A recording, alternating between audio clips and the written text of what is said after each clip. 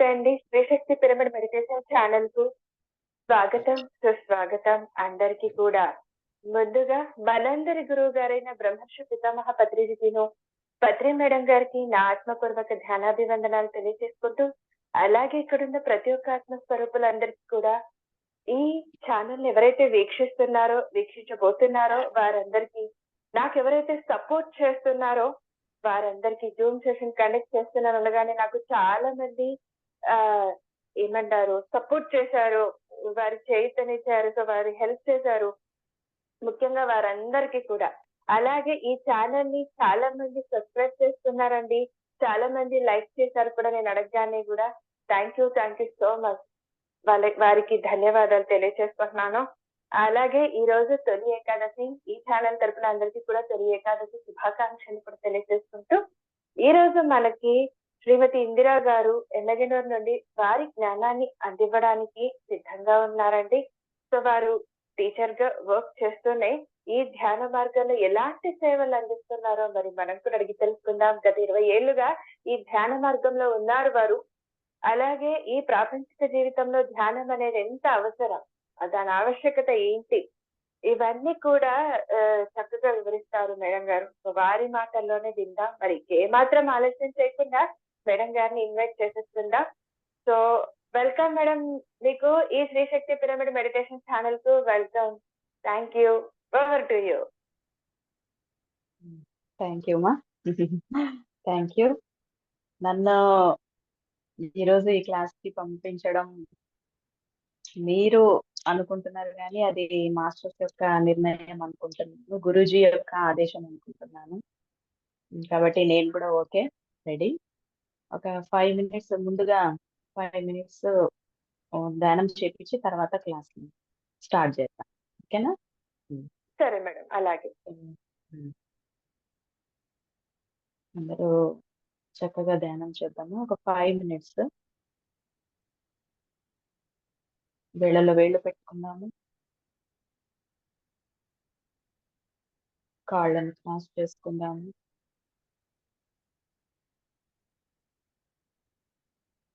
కళ్ళను మూద్దాము.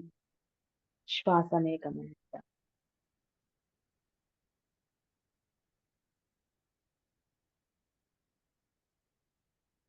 ఈ ధ్యానాన్ని ఎవరైనా చేయొచ్చు, ఎప్పుడైనా చేయొచ్చు, ఎక్కడైనా చేయొచ్చు. ఎవరి వయస్సు ఎంత ఉంటుందో అన్ని నిమిషాలు మినిమం. మాక్సిమం గంటలు గంటలు కూర్చోవచ్చు.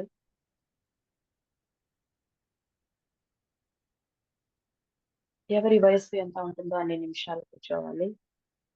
ఫస్ట్ 40 ఏళ్ళు ఉంటే 40 నిమిషాలు కూర్చోలేము కాబట్టి 10 స్టార్టింగ్‌లో 10 నిమిషాలు చేస్తూ పోవచ్చు 4 సార్లు. ఎప్పుడు చేయాలి అంటే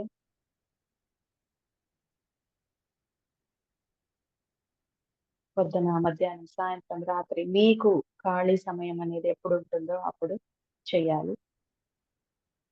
అన్ని పనులు చేసుకొని చక్కగా ప్రశాంతంగా కూర్చొని ధ్యానం చేయొచ్చు. అలాగే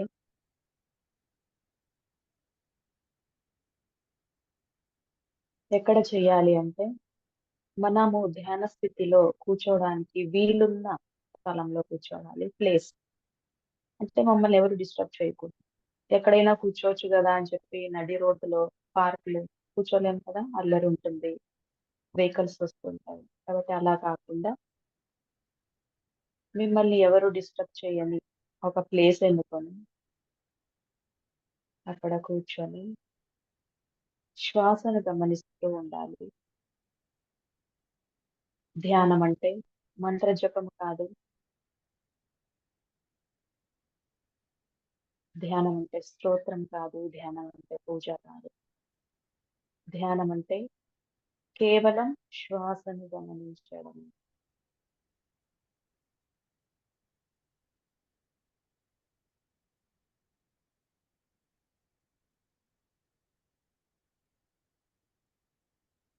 శ్వాస మీద ధ్యాస. ఆలోచనలు వస్తుంటే శ్వాసను గమనించాలి. లేకపోతే భ్రూ మధ్యంలో మన యొక్క ధ్యాసను నిలబెట్టాలి.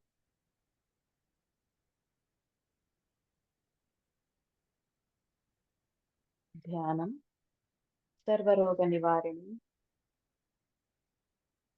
ధ్యానం సకల భోగకారిణి, ధ్యానం సత్య జ్ఞాన ప్రదానం.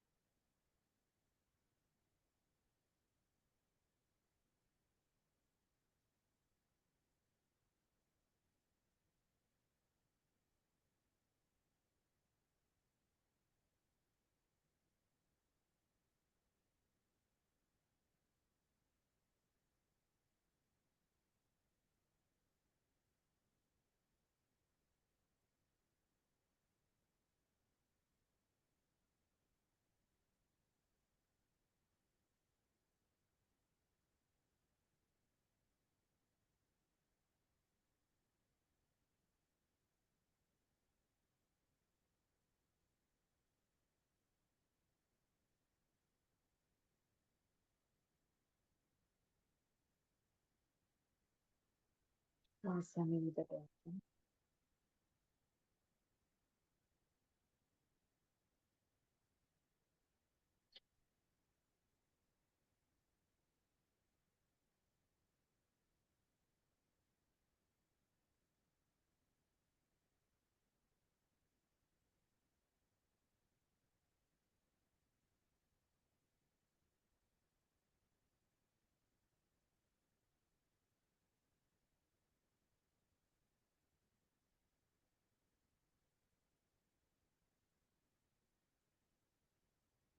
ఆఖరి ఒక్క నిమిషం శ్వాసనే గమనిద్దాము.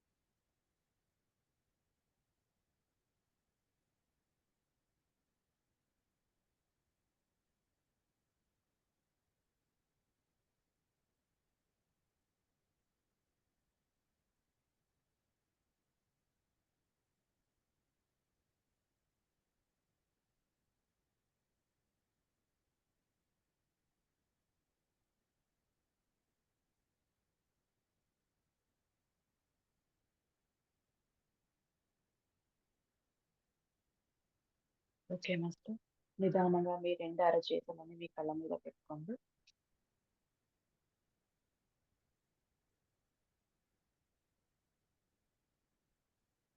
1 2 3 4 5.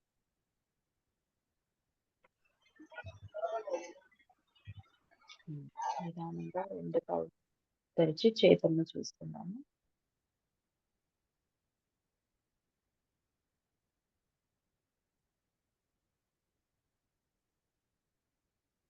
ఓకే.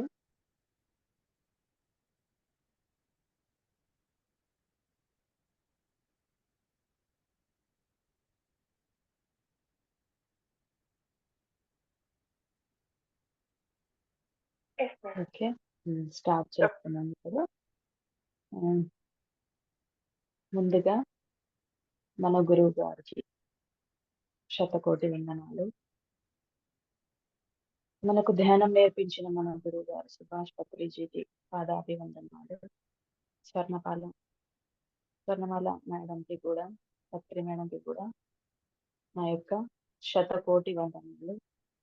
అలాగే నాకు జన్మనిచ్చిన నా తల్లిదండ్రులకు పాదాభివందనాలు.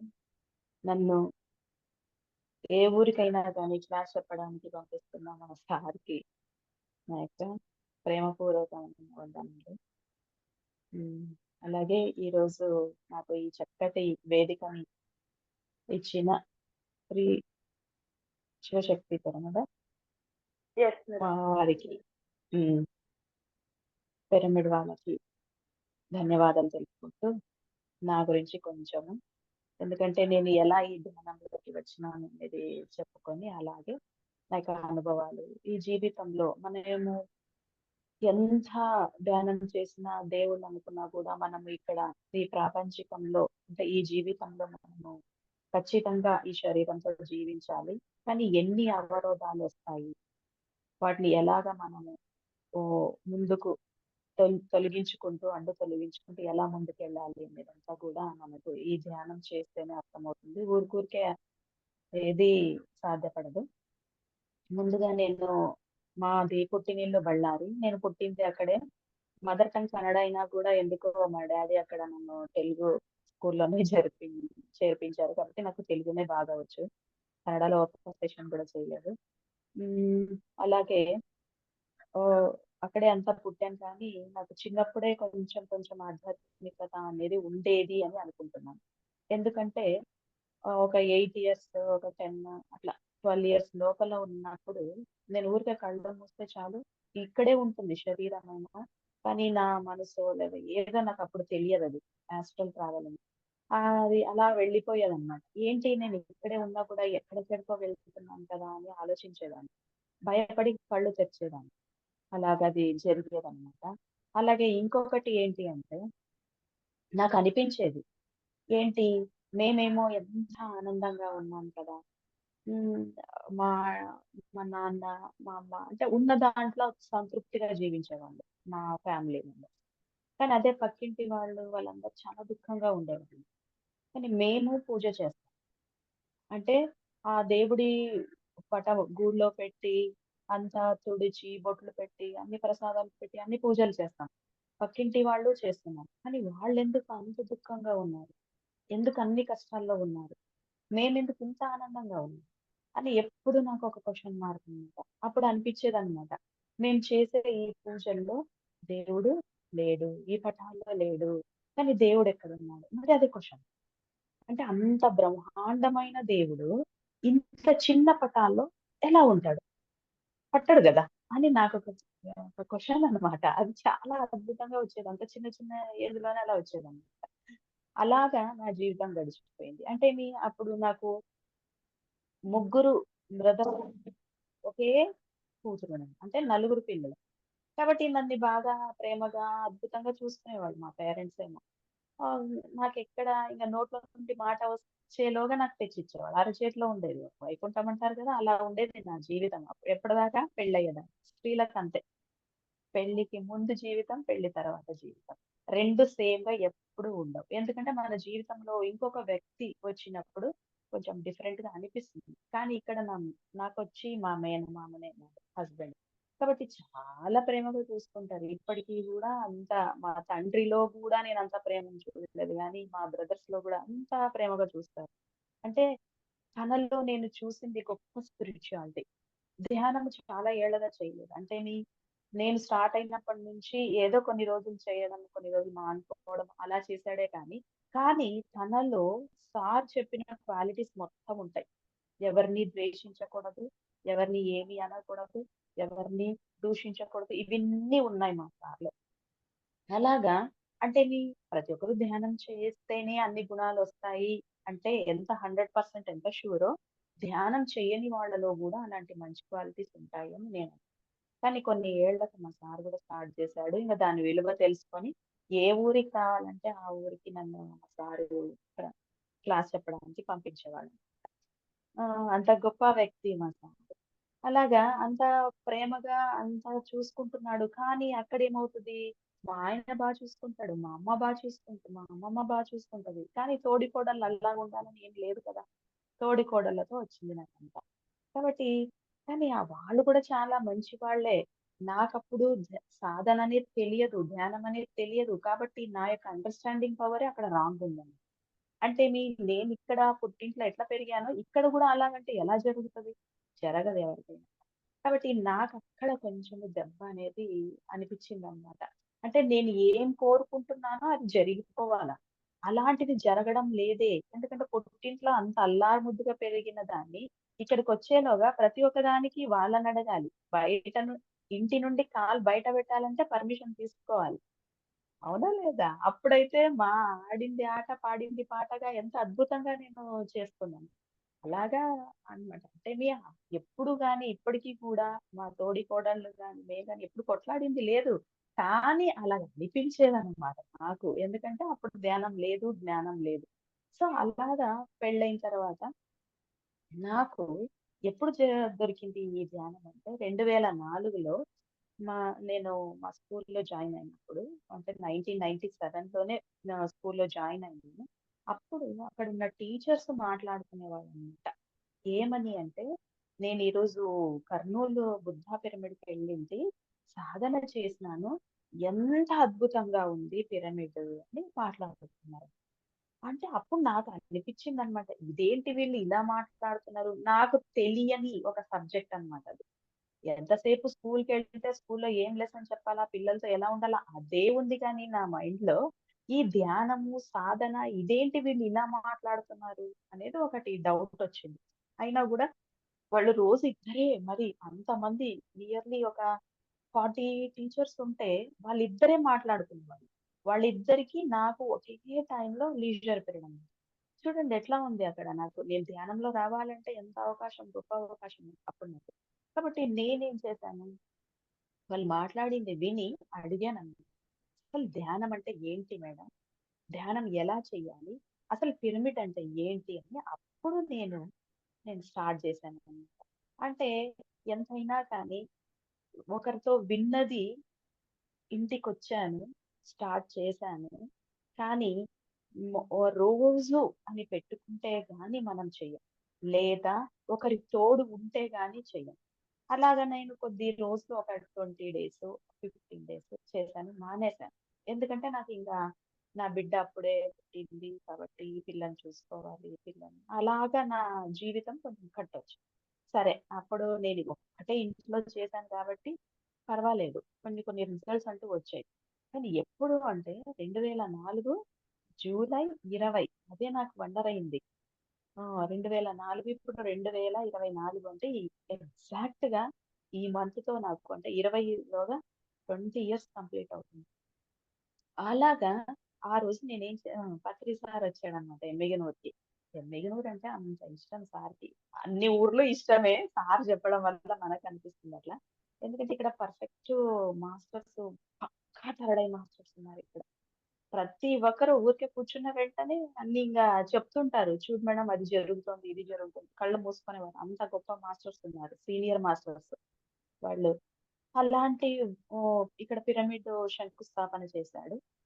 సారొచ్చి. ఇంక ఆ రోజు నుంచి ఇంక సార్‌తో ఫస్ట్‌గా నేను కూర్చోవడం అక్కడే ఇంక ధ్యానము చేశాను. సార్ ఎదుటనే ఇంగ సార్ చెప్తుంటే, ఆ ఫ్లూట్ ఊదుతుంటే అద్భుతం.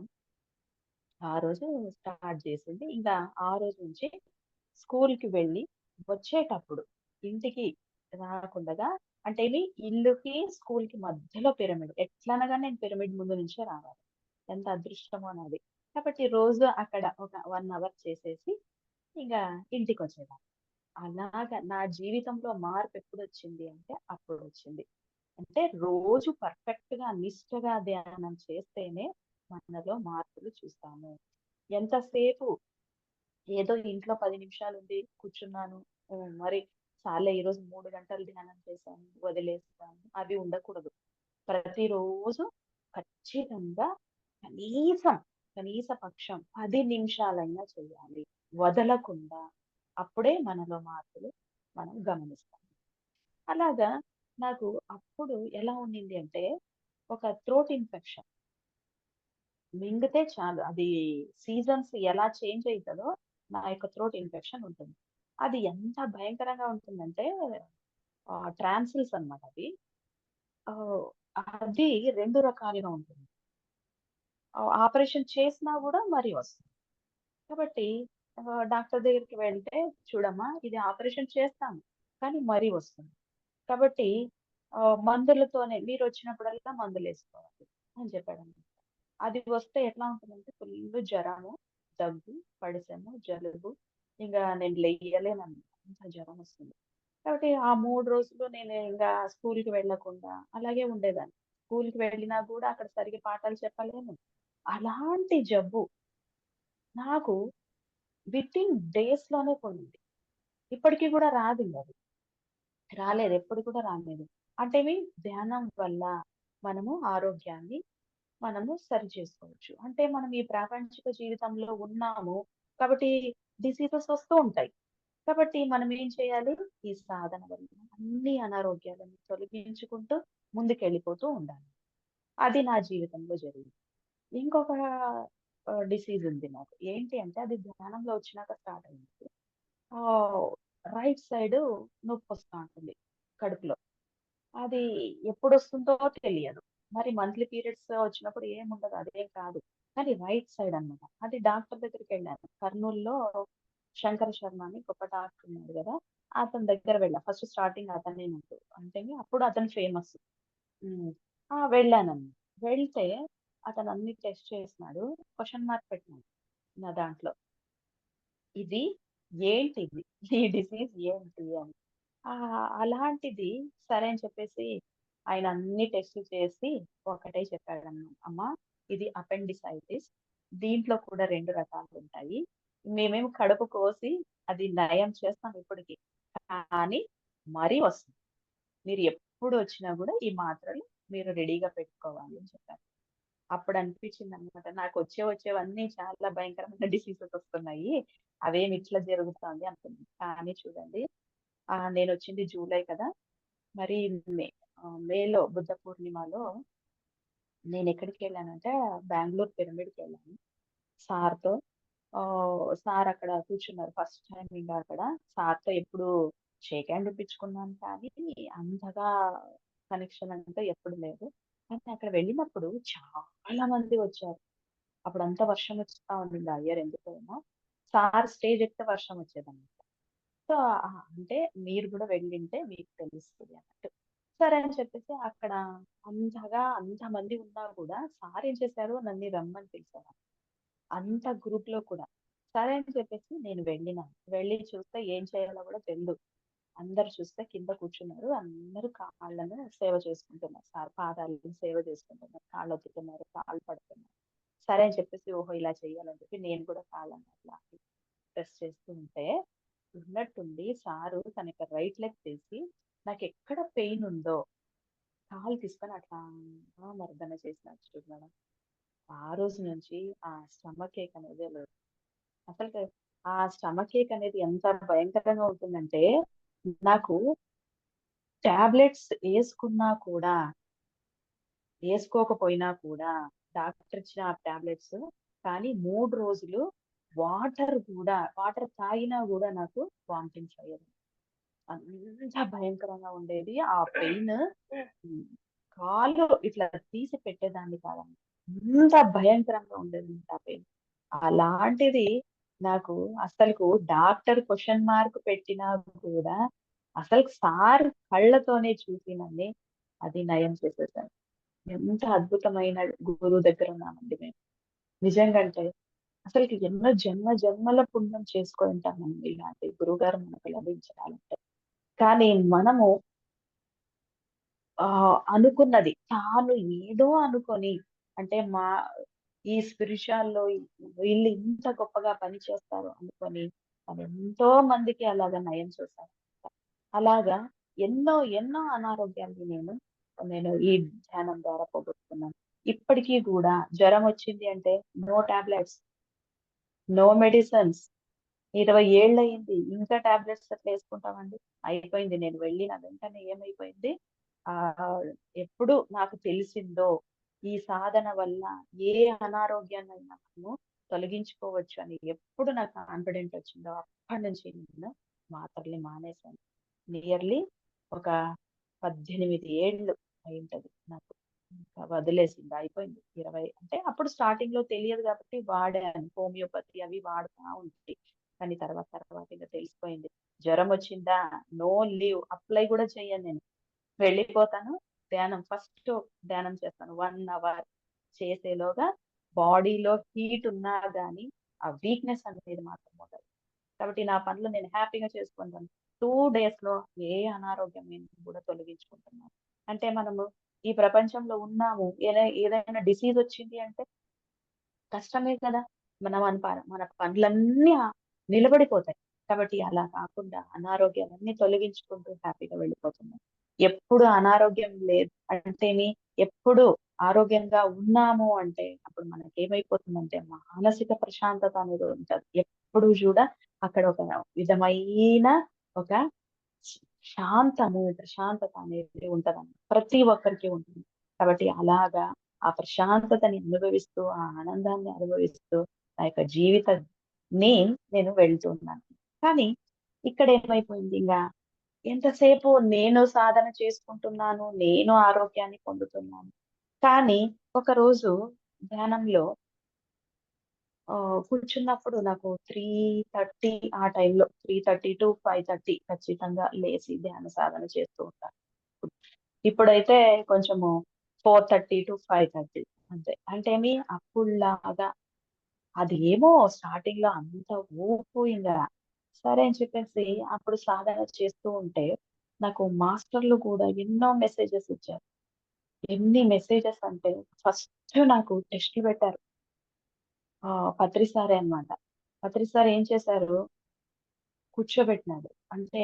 నేను ఎన్నో ఇట్లా వెళ్తూ ఉంటే నాకు అన్ని అడ్డంకులన్నమాట. అంటే తిండి మీద వ్యామోహం ఉందా?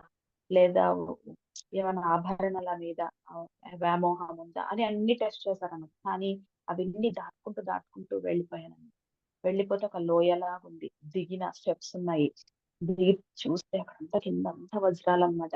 కానీ నేను వాటి మీద అస్సలు దృష్టే పోలేదు. చూస్తే అక్కడ పత్రి సారు వైట్ అండ్ వైట్ ఏసుకొని, జుబ్బా పైజామా ఏసుకొని బాగా చక్కగా ధ్యానం చేస్తున్నాడు. నేననుకున్నాను సార్ ఒళ్ళో కూర్చొని ధ్యానం చేయాలనుకున్నాను. వెంటనే సార్ ఒళ్ళో కూర్చున్నాను. ఒక బిడ్డలాగా, చంటి బిడ్డలాగా కూర్చున్నానన్నమాట. కూర్చున్న వెంటనే సారు తన యొక్క 2 చేతుల్ని నా 2 చేతులతో కలిపి కళ్ళు మూసుకొని ధ్యానం చెయ్యి అన్నాడన్నమాట. సరే అని చెప్పేసి అలాగే సాధన చేస్తూ ఉంటే సార్ ఏం చేశాడు, ఒక 3 కళ్ళిచ్చాడు. 3 గ్లాసులు వాటర్ తాగిపించాడన్నమాట.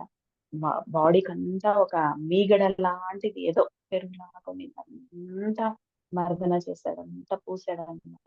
అంటే మీ బాడీని క్లియర్ చేశాడు. నాకన్నీ ఒకే సిట్టింగ్‌లో అన్నీ జరిగిపోయాయి ఆ రోజు. అంతా బాడీ శుద్ధయిపోయింది. ఒక గ్లాస్ వాటర్ లెఫ్ట్ సైడ్ మొత్తము, ఇంకొక గ్లాస్ వాటర్ రైట్ సైడ్, మరి ఈ మధ్య బాడీ మొత్తం అన్నీ ప్రతి ఒక్కటి నాలో క్లియర్ అయిపోయింది. బాడీ కళ్ళు మూసుకొని చూస్తే ప్యూర్ అన్ని గోల్డ్ కలరే నా బాడీలో. అంత శుద్ధి జరిగిందన్నమాట ఆ రోజు. ఆ! మరి మరి కళ్ళు మూసాడు. మరి ధ్యానం చెయ్యన్నాడు. మరి సాధన చేశాను. ఏం కావాలో కోరుకో అన్నాడు. చూడండి ఏమన్నా కోరుకోవచ్చు గదా! గురూజీ అప్పుడు అడిగినప్పుడు. కానీ నేనేమన్నానంటే మాస్టర్ అందరికి థర్డ్ ఐ ఓపెన్ అవుతుంది అంటారు కదా! మరి నాకు గూడా థర్డ్ ఐ కావాలా అన్నాను. సార్ వెంటనే నన్ను ఇట్లా తిప్పాడన్నమాట. తన పక్కకు తిప్పి ఇక్కడ ఉన్న అంత డస్ట్‌నంతా తీసేసాడు. అంటే ఒకే సిట్టింగ్‌లో చూడండి బాడీ అంతా క్లెన్స్ అయిపోయింది. అంటే మనము సాధన ఎంత పర్ఫెక్ట్‌గా చేస్తామో అంత పర్ఫెక్ట్‌గా మనం రిజల్ట్స్‌ని చూడవచ్చు. నీవు ఏదో అపనమ్మకంతో చేశామనుకోండి, అపనమ్మకమే ఉంటది. కాబట్టి అలాగా కళ్ళు మూసిన వెంటనే సారు అంతా శుద్ధి చేశాడు. అక్కడంతా టెంకాయ పీచు ఉంటది. అలాగున్నిందనమాట అక్కడంతా డస్ట్. అంతా తీశాడు. మట్టి ఏవేమో అంతా తీసిన తర్వాత కళ్ళు మూసే ఉన్నాను. కానీ నా ముందు ఏమేం జరుగుతుందో, నా రూమ్‌లో ఏమేమున్నాయో అన్నీ కనపడుతున్నాయి. సార్ "సార్ నాకన్నీ కనపడుతున్నాయి" అంటే, "అదే గదా నీవు కోరుకోయింది" అన్నా. సరే అని చెప్పేసి అప్పుడు థర్డ్ ఐ ఓపెన్ అయింది అని చెప్పాడు. సరే అని చెప్పి మరి కూర్చున్నాను. మరి కొంచెం సేపు మరి చూడండి ధ్యానం చేపిచ్చాడు. మరి అట్లా చేతుల్లో చేతులు పెట్టుకొని మరి కళ్ళు మూయి మరి సాధన చెయ్యి అన్నాడు. సరే అని చెప్పేసి మరి శ్వాసనే గమనించు అన్నాడు. మరి శ్వాసనే గమనిస్తుంటే నీకేం కావాలా అన్నాడు నాకు. అంటే నేనుండి అన్నాను, నాకు అందరికీ యాస్ట్రల్ ట్రావెల్ జరుగుతది అంటారు కదా! సార్ నాకు గూడా యాస్ట్రల్ ట్రావెల్ జరగాలి. అప్పుడు వెంటనే చూడండి నా బాడీలో ఉన్న 7 బాడీస్ రిలీజ్ అయిపోయినాయి. ఏ బాడీ ఎక్కడ వెళ్ళిందో కూడా నాకు తెలియదు. కానీ నిజంగా అంటానా అద్భుతం అది ఎక్స్‌పీరియన్స్. 7 బాడీస్ వెళ్ళిపోయినాయి. ఒకటి మాత్రం గిజా పిరమిడ్‌కి వెళ్ళింది. ఎందుకంటే నాకు అప్పుడు గిజా పిరమిడ్ చూడాలని చాలా ఆశగా ఉన్నింది. సరే అని చెప్పేసి అక్కడ ఈజిప్ట్‌కి వెళ్ళిపోయింది. అక్కడ చూస్తే అంతా దుమ్ము దుమ్ము ఉంది. సార్ ఇట్లా దుమ్ము దుమ్ము ఉంటే ఎట్లా ధ్యానం చేయాలా అన్నాను. వెంటనే క్లీన్ అయిపోయింది. క్లీన్ అయిపోయిందంతా. చూడండి అంతా క్లీన్ అయిపోయింది. ఇంక కింగ్ చేంబర్‌లో కూర్చొని సాధన చేసినాను. అలాగే కూర్చొని ధ్యానం చేస్తూ ఉంటే అప్పుడు ధ్యానం అయిపోయింది. ఒక 2 అవర్స్ అట్లా చేసింటాను. వెంటనే ఇంక రావాలి. కానీ ఏ బాడీ ఎక్కడుందో కూడా తెలీదు. పత్రి సార్ నా బాడీలో ఎక్కడో ఉన్నాయి. నాకు తెలియడం లేదు ఎట్లా రావాలో అనేదొకట. వెంటనే ఒక్కొక్క షర్ట్ ఇట్లా యేసుకుంటే ఎట్లా వస్తాయి అన్ని బాడీలన్నీ వచ్చేసి నాలో చేరి సార్‌కి చాలా సంతోషంగా నాకు చాలా సంతోషంగా అనిపించింది. సార్ గూడా హ్యాపీగా ఉన్నారు. తర్వాత మరి కళ్ళు మూయి అన్నాడు. అంటే సాధన చేపిస్తున్నాడు. ఒక్కొక్క మిరాకిల్ చూపిస్తున్నాడు. సాధన చేస్తేనే మిరాకిల్ జరుగుతది అని నాకు అర్థమైంది. అప్పుడు మరి కళ్ళు మూయన్నాడు. సరే అని చెప్పేసి మళ్ళీ కళ్ళు మూసుకున్నాను. ఏం కావాలో కోరుకో అన్నాడు. అంటే నేనుండి అన్నానన్నమాట. అందరు గత జన్మలు చూసుకుంటారు కదా! నేను కూడా నా గత జన్మ చూసుకుంటాను. అప్పటికే 5:30 అయిపోయింది. అంటే 3:30-5:30 ఇంగా టైం అయిపోయింది. ఇంకోసారి చూసుకోండిలే అన్నాడు. లేదు సార్ కనీసం ఒకటైనా చూపించండి. అప్పుడు గత జన్మలో నేను ఒక స్త్రీగానే ఉన్నాను. అప్పుడు కూడా సాధన చేశాను.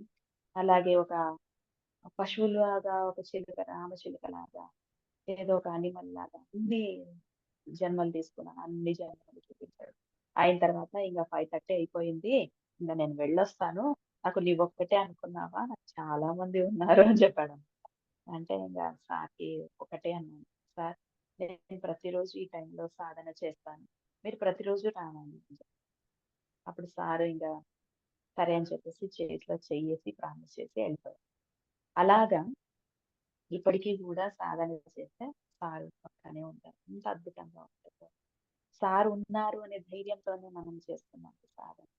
అలాగా ఇంకొకసారి ఇదే నాకొచ్చినవన్నీ సినిమాల్లాగా పెద్ద పెద్ద స్టోరీలాగా వస్తాయేమో ఇంకా అది సాధన. సరే అని చెప్పేసి మరి ఒక విజన్ అన్నమాట. సాధన చేస్తూ ఉంటే ఆ రోజు ఏం జరిగింది అంటే పత్రి సార్‌ని పిలిచాను. ఖచ్చితంగా పత్రి సార్ వస్తాడు. ఆహ్, సారొచ్చి "ఏం కావాలి" అంటే, ఓహో! నా అంతర్యామి ప్రతి ఒక్కరికి ఇన్నర్‌గా ఆన్సర్స్ వస్తాయి కదా! అప్పటిదాకా నాకు ఎవరినో అడగాలి, మాస్టర్‌లనడగాలి, పక్కింటి వాళ్ళనడగాలి, వీళ్ళనడగాలి, సీనియర్ మాస్టర్స్‌నడగాలి అలా ఉన్నింది నాది. కానీ ఒక బుక్‌లో ఏం జరిగింది అంటే అక్కడ మీ యొక్క ఇన్నర్‌ని పట్టుకోండి మీరు. మీ ఇన్నరే మీకు ఆన్సర్స్ ఇస్తది. ఇన్నర్ కన్నా గొప్ప శక్తి, దైవము ఏది లేదు అని చదివినాను.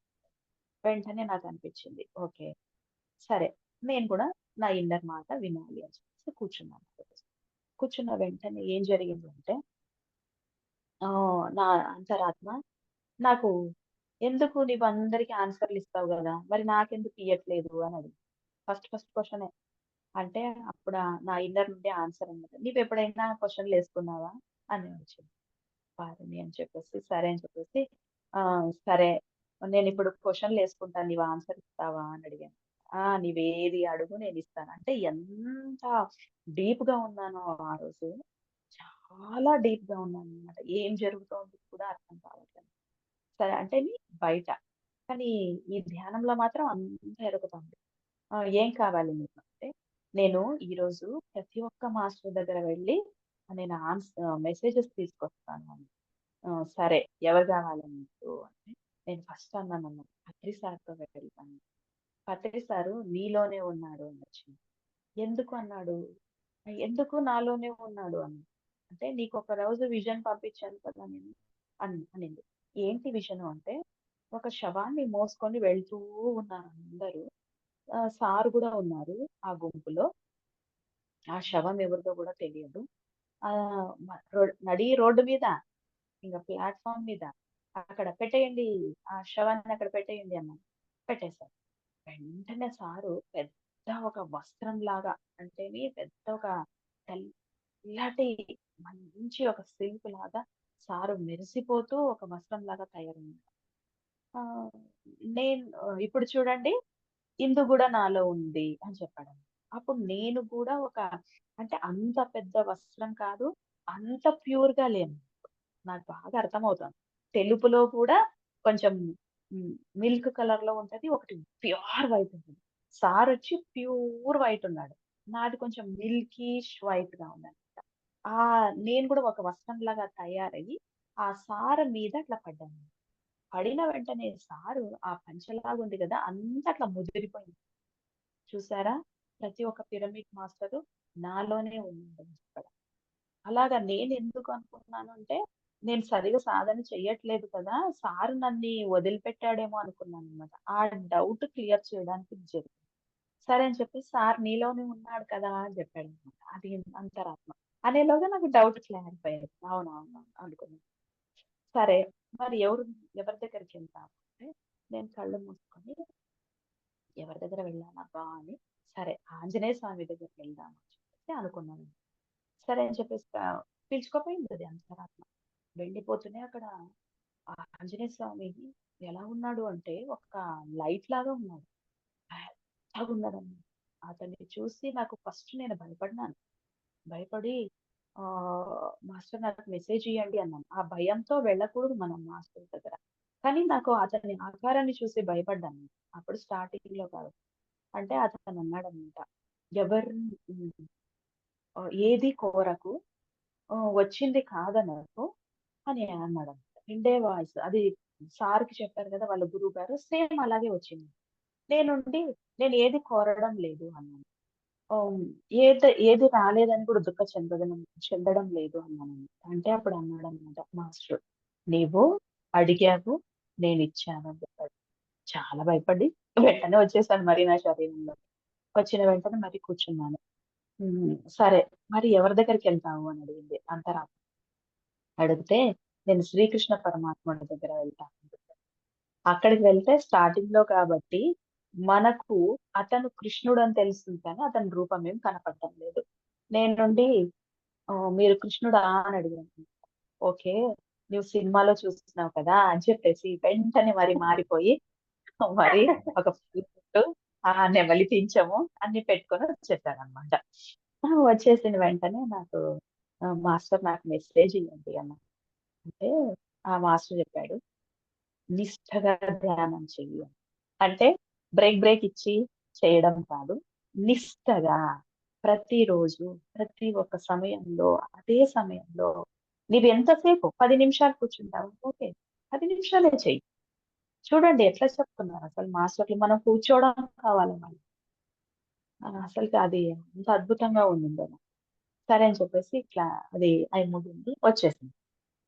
వచ్చిన తర్వాత మరి ఎవరి దగ్గరికెళ్తాము? మరి అంతర్యామి అడిగింది మరి నన్ను. అడిగిన వెంటనే నేనన్నాను, నేను ఓషో మాస్టర్ దగ్గరికెళ్తాను. ఎందుకంటే అప్పుడు ఓషో మాస్టర్ యొక్క బుక్స్ అద్భుతంగా ఉంటాయి. మనం ఈ ఫిజికల్ వరల్డ్‌లో జీవించాలి అంటే అతని జ్ఞానం అవసరము, ఎరుక అవసరము. మనసుని ఎలాగా మనము పక్కన పెట్టాలి అనేది గూడా మనం నేర్చుకుంటాము. మనసుకు ఇది వద్దు అంటే అదే చేస్తుంది. కాబట్టి అలా కాకుండా అలాగా సరే అని చెప్పేసి ఓషో దగ్గరికి వెళ్ళాను. అతడు చెప్పిన ఆ మెసేజ్ మేడం ప్రతి ఒక్క మాస్టరు పాటించాలి. అంత అద్భుతంగా చెప్పాడు. ఏంటి అంటే ఎవరిని వంచించకు, ఎవరిని బాధ పెట్టకు, ఎవరిని పొగడకు, ఎవరిని దూషించకు అని చెప్పారు. అప్పుడు నీవే ఓషో అని చెప్పారు. ఆ! ఎంత అద్భుతంగా చూడు. ఈ 4 వర్డ్సే కదా ఇవి. కానీ పాటించడం, మనం ఈ వరల్డ్‌లో ఉన్నాము. ఈ ప్రాపంచికంలో ఉన్నాము. ఈ 4 పాటించాలంటే చూడ్డానికి ఈజీగానే ఉంది. ఎవరిని వంచించకూడదు. మనమేమి ఇక్కడొచ్చినప్పుడు హ్యాపీగా వాళ్ళని హెల్ప్ చేస్తాను, అట్లా చేస్తాను, ఇట్లా చేస్తాను. నీకన్నా ఎక్కువ నాకెవరు అని చెప్తాం. కానీ వాళ్ళు పోయిన తర్వాత వాళ్ళకి హెల్ప్ చెయ్యరు. అంటే మనము కాదిక్కడ. ఎవరెవరు సాధన లేదో, వాళ్ళకి జ్ఞానం తెలియదో, ఆత్మ జ్ఞానం తెలియదో వాళ్ళందరూ ఈ 4 పరిస్థితిలోనే ఉన్నారు. సరే అని చెప్పేసి ఆహ్, "నీవెవరిని వంచించకు." సరే అని చెప్పేసి అనుకున్నాను. సరే ఎవరిని వంచించకూడదు. ఓకే. అంటే ఎవరిని మనము మోసం చేయకూడదు. సరే అదొకటి. రెండోదేంటి? దూషించడం. మనము చూపుతో కానీ, మాటతో కానీ, శరీరంతో కానీ ఎవరిని కూడా మనం ఏ మాట పల్లెత్తు మాట అనకూడదు. ఎంత కష్టమండి? ఇంట్లో వాళ్ళతో గూడా కష్టమే గదా! కానీ అనకూడదు, దూషించకూడదు, తిట్టకూడదు. ఎందుకంటే ఒక సాధన చేసే ప్రతి ఒక్క వ్యక్తి దైవంతో సమానము. మన మాటే మంత్రమై కూర్చుంటది. శాపమై కూర్చుంటది. వరమై కూర్చుంటది. చూడండి, మనం తిడితే వాళ్ళు అలాగే అయిపోతారు. నాశనం అయిపోతే నాశనం అయిపోతారు వాళ్ళు. కానీ ఆ బాధ, దుఃఖం మరీ మనకి చేరుతుంది. ఎందుకంటే అంతే ఇది. ఇది కర్మ. ఏం చేస్తే అది వెయ్యింతలే మనకొస్తది. సో, అలాగా దూషించకూడదు. సరే. తర్వాత దుఃఖపెట్టకూడదు. అది సామాన్యమే. ఎవరిని బాధ పెడితే మనకు బాధ వస్తుంది. నేనిక్కడ ఒక ఎగ్జాంపుల్ చెప్తా. ఏంటంటే బంతి తీసుకుంటాము. గోడకు కొడతాం. ఆ బంతి ఏం జరుగుతది? మరి మనకొస్తది. ఎస్తారు. అంతే కదా! చిన్న పిల్లల ఆటలు గోడకు కొడుతుంటారు, క్యాచ్ పట్టుకుంటుంటారు. కొడుతుంటారు, క్యాచ్ పట్టుకుంటుంటారు. మరి మనము ఏసే ఆ తిట్టు కావచ్చు, చెడు కావచ్చు, బాధ అని కావచ్చు, మనం ఏసే ఆ బంతి గోడకెళ్తుంది. కానీ నీవు పట్టుకునేదాకా నీ చుట్టే తిరుగుతుంది. ఇది నిజమంట ఇది. ఎందుకంటే మనం ఇతరులను దుఃఖపెట్టాము. మనకు వెయ్యింతలే వస్తుంది దుఃఖం. మనం ఇతరులను సంతోషపెట్టాము. వెయ్యింతలే వస్తుంది సంతోషం. అనేది నేను ఈ ధ్యానం వల్ల నేర్చుకున్నాను. సార్ సాంగత్యం వల్ల నేర్చుకున్నాను. సార్‌ని చూసి నేర్చుకున్నాను. సార్ ఎంత మందిని ఎలాగ లాలిస్తాడు, పాలిస్తాడు. ఎంత అద్భుతంగా చూసుకుంటాడు. ఒక తండ్రి, మన తండ్రి అయినా తండ్రి కన్నా గొప్ప గురువు. మరి అంత గొప్ప గురువు మన జీవితంలో వచ్చినాడు అంటే మనం ఎంత అదృష్టవంతులు. నిజంగంటే ఎంత పుణ్యం చేసుకుంటాం. ఎన్నో నిజమా? జన్మలు జన్మలు మనం పుణ్యం చేసుకున్నాం మేడం. అందుకోసమే మనకి ఈ జన్మలో సార్ దొరికారు. సరే. అలాగా మనము ఏది తిట్టకూడదు, వంచించకూడదు, బాధ పెట్టకూడదు. లాస్ట్‌కొచ్చింది. ఏంటి? పొగడొద్దు. ఏంటిక్కడ పొగడగూడదా? ఎవరైనా మంచి పని చేస్తే పొగుడుతాం కదా! పొగుడుతాం. How great! Your job is so good అని చెప్తాం. కానీ పొగడొద్దు అని చెప్పండి. ఏంటి అంటే ఎలా పొగడకూడదు? అంటే నిన్ను నీవు తక్కువ చేసుకొని ఇతరులను పొగడొద్దు. అంటే నీ ఆత్మశక్తిని నీవెప్పుడు తక్కువ చేసుకోకూడదు. ఎంత అద్భుతమైన మెసేజ్ మేడం అది. 4 ఈ వంచించకు అనే వర్డ్ నా జీవితంలో ఎప్పుడు వినింది లేదు నేను. హ్మ్. చిన్నప్పుడు నుండి టెక్స్ట్ బుక్‌లో గూడా నేను వంచించకు అనే వర్డే వినలేదు.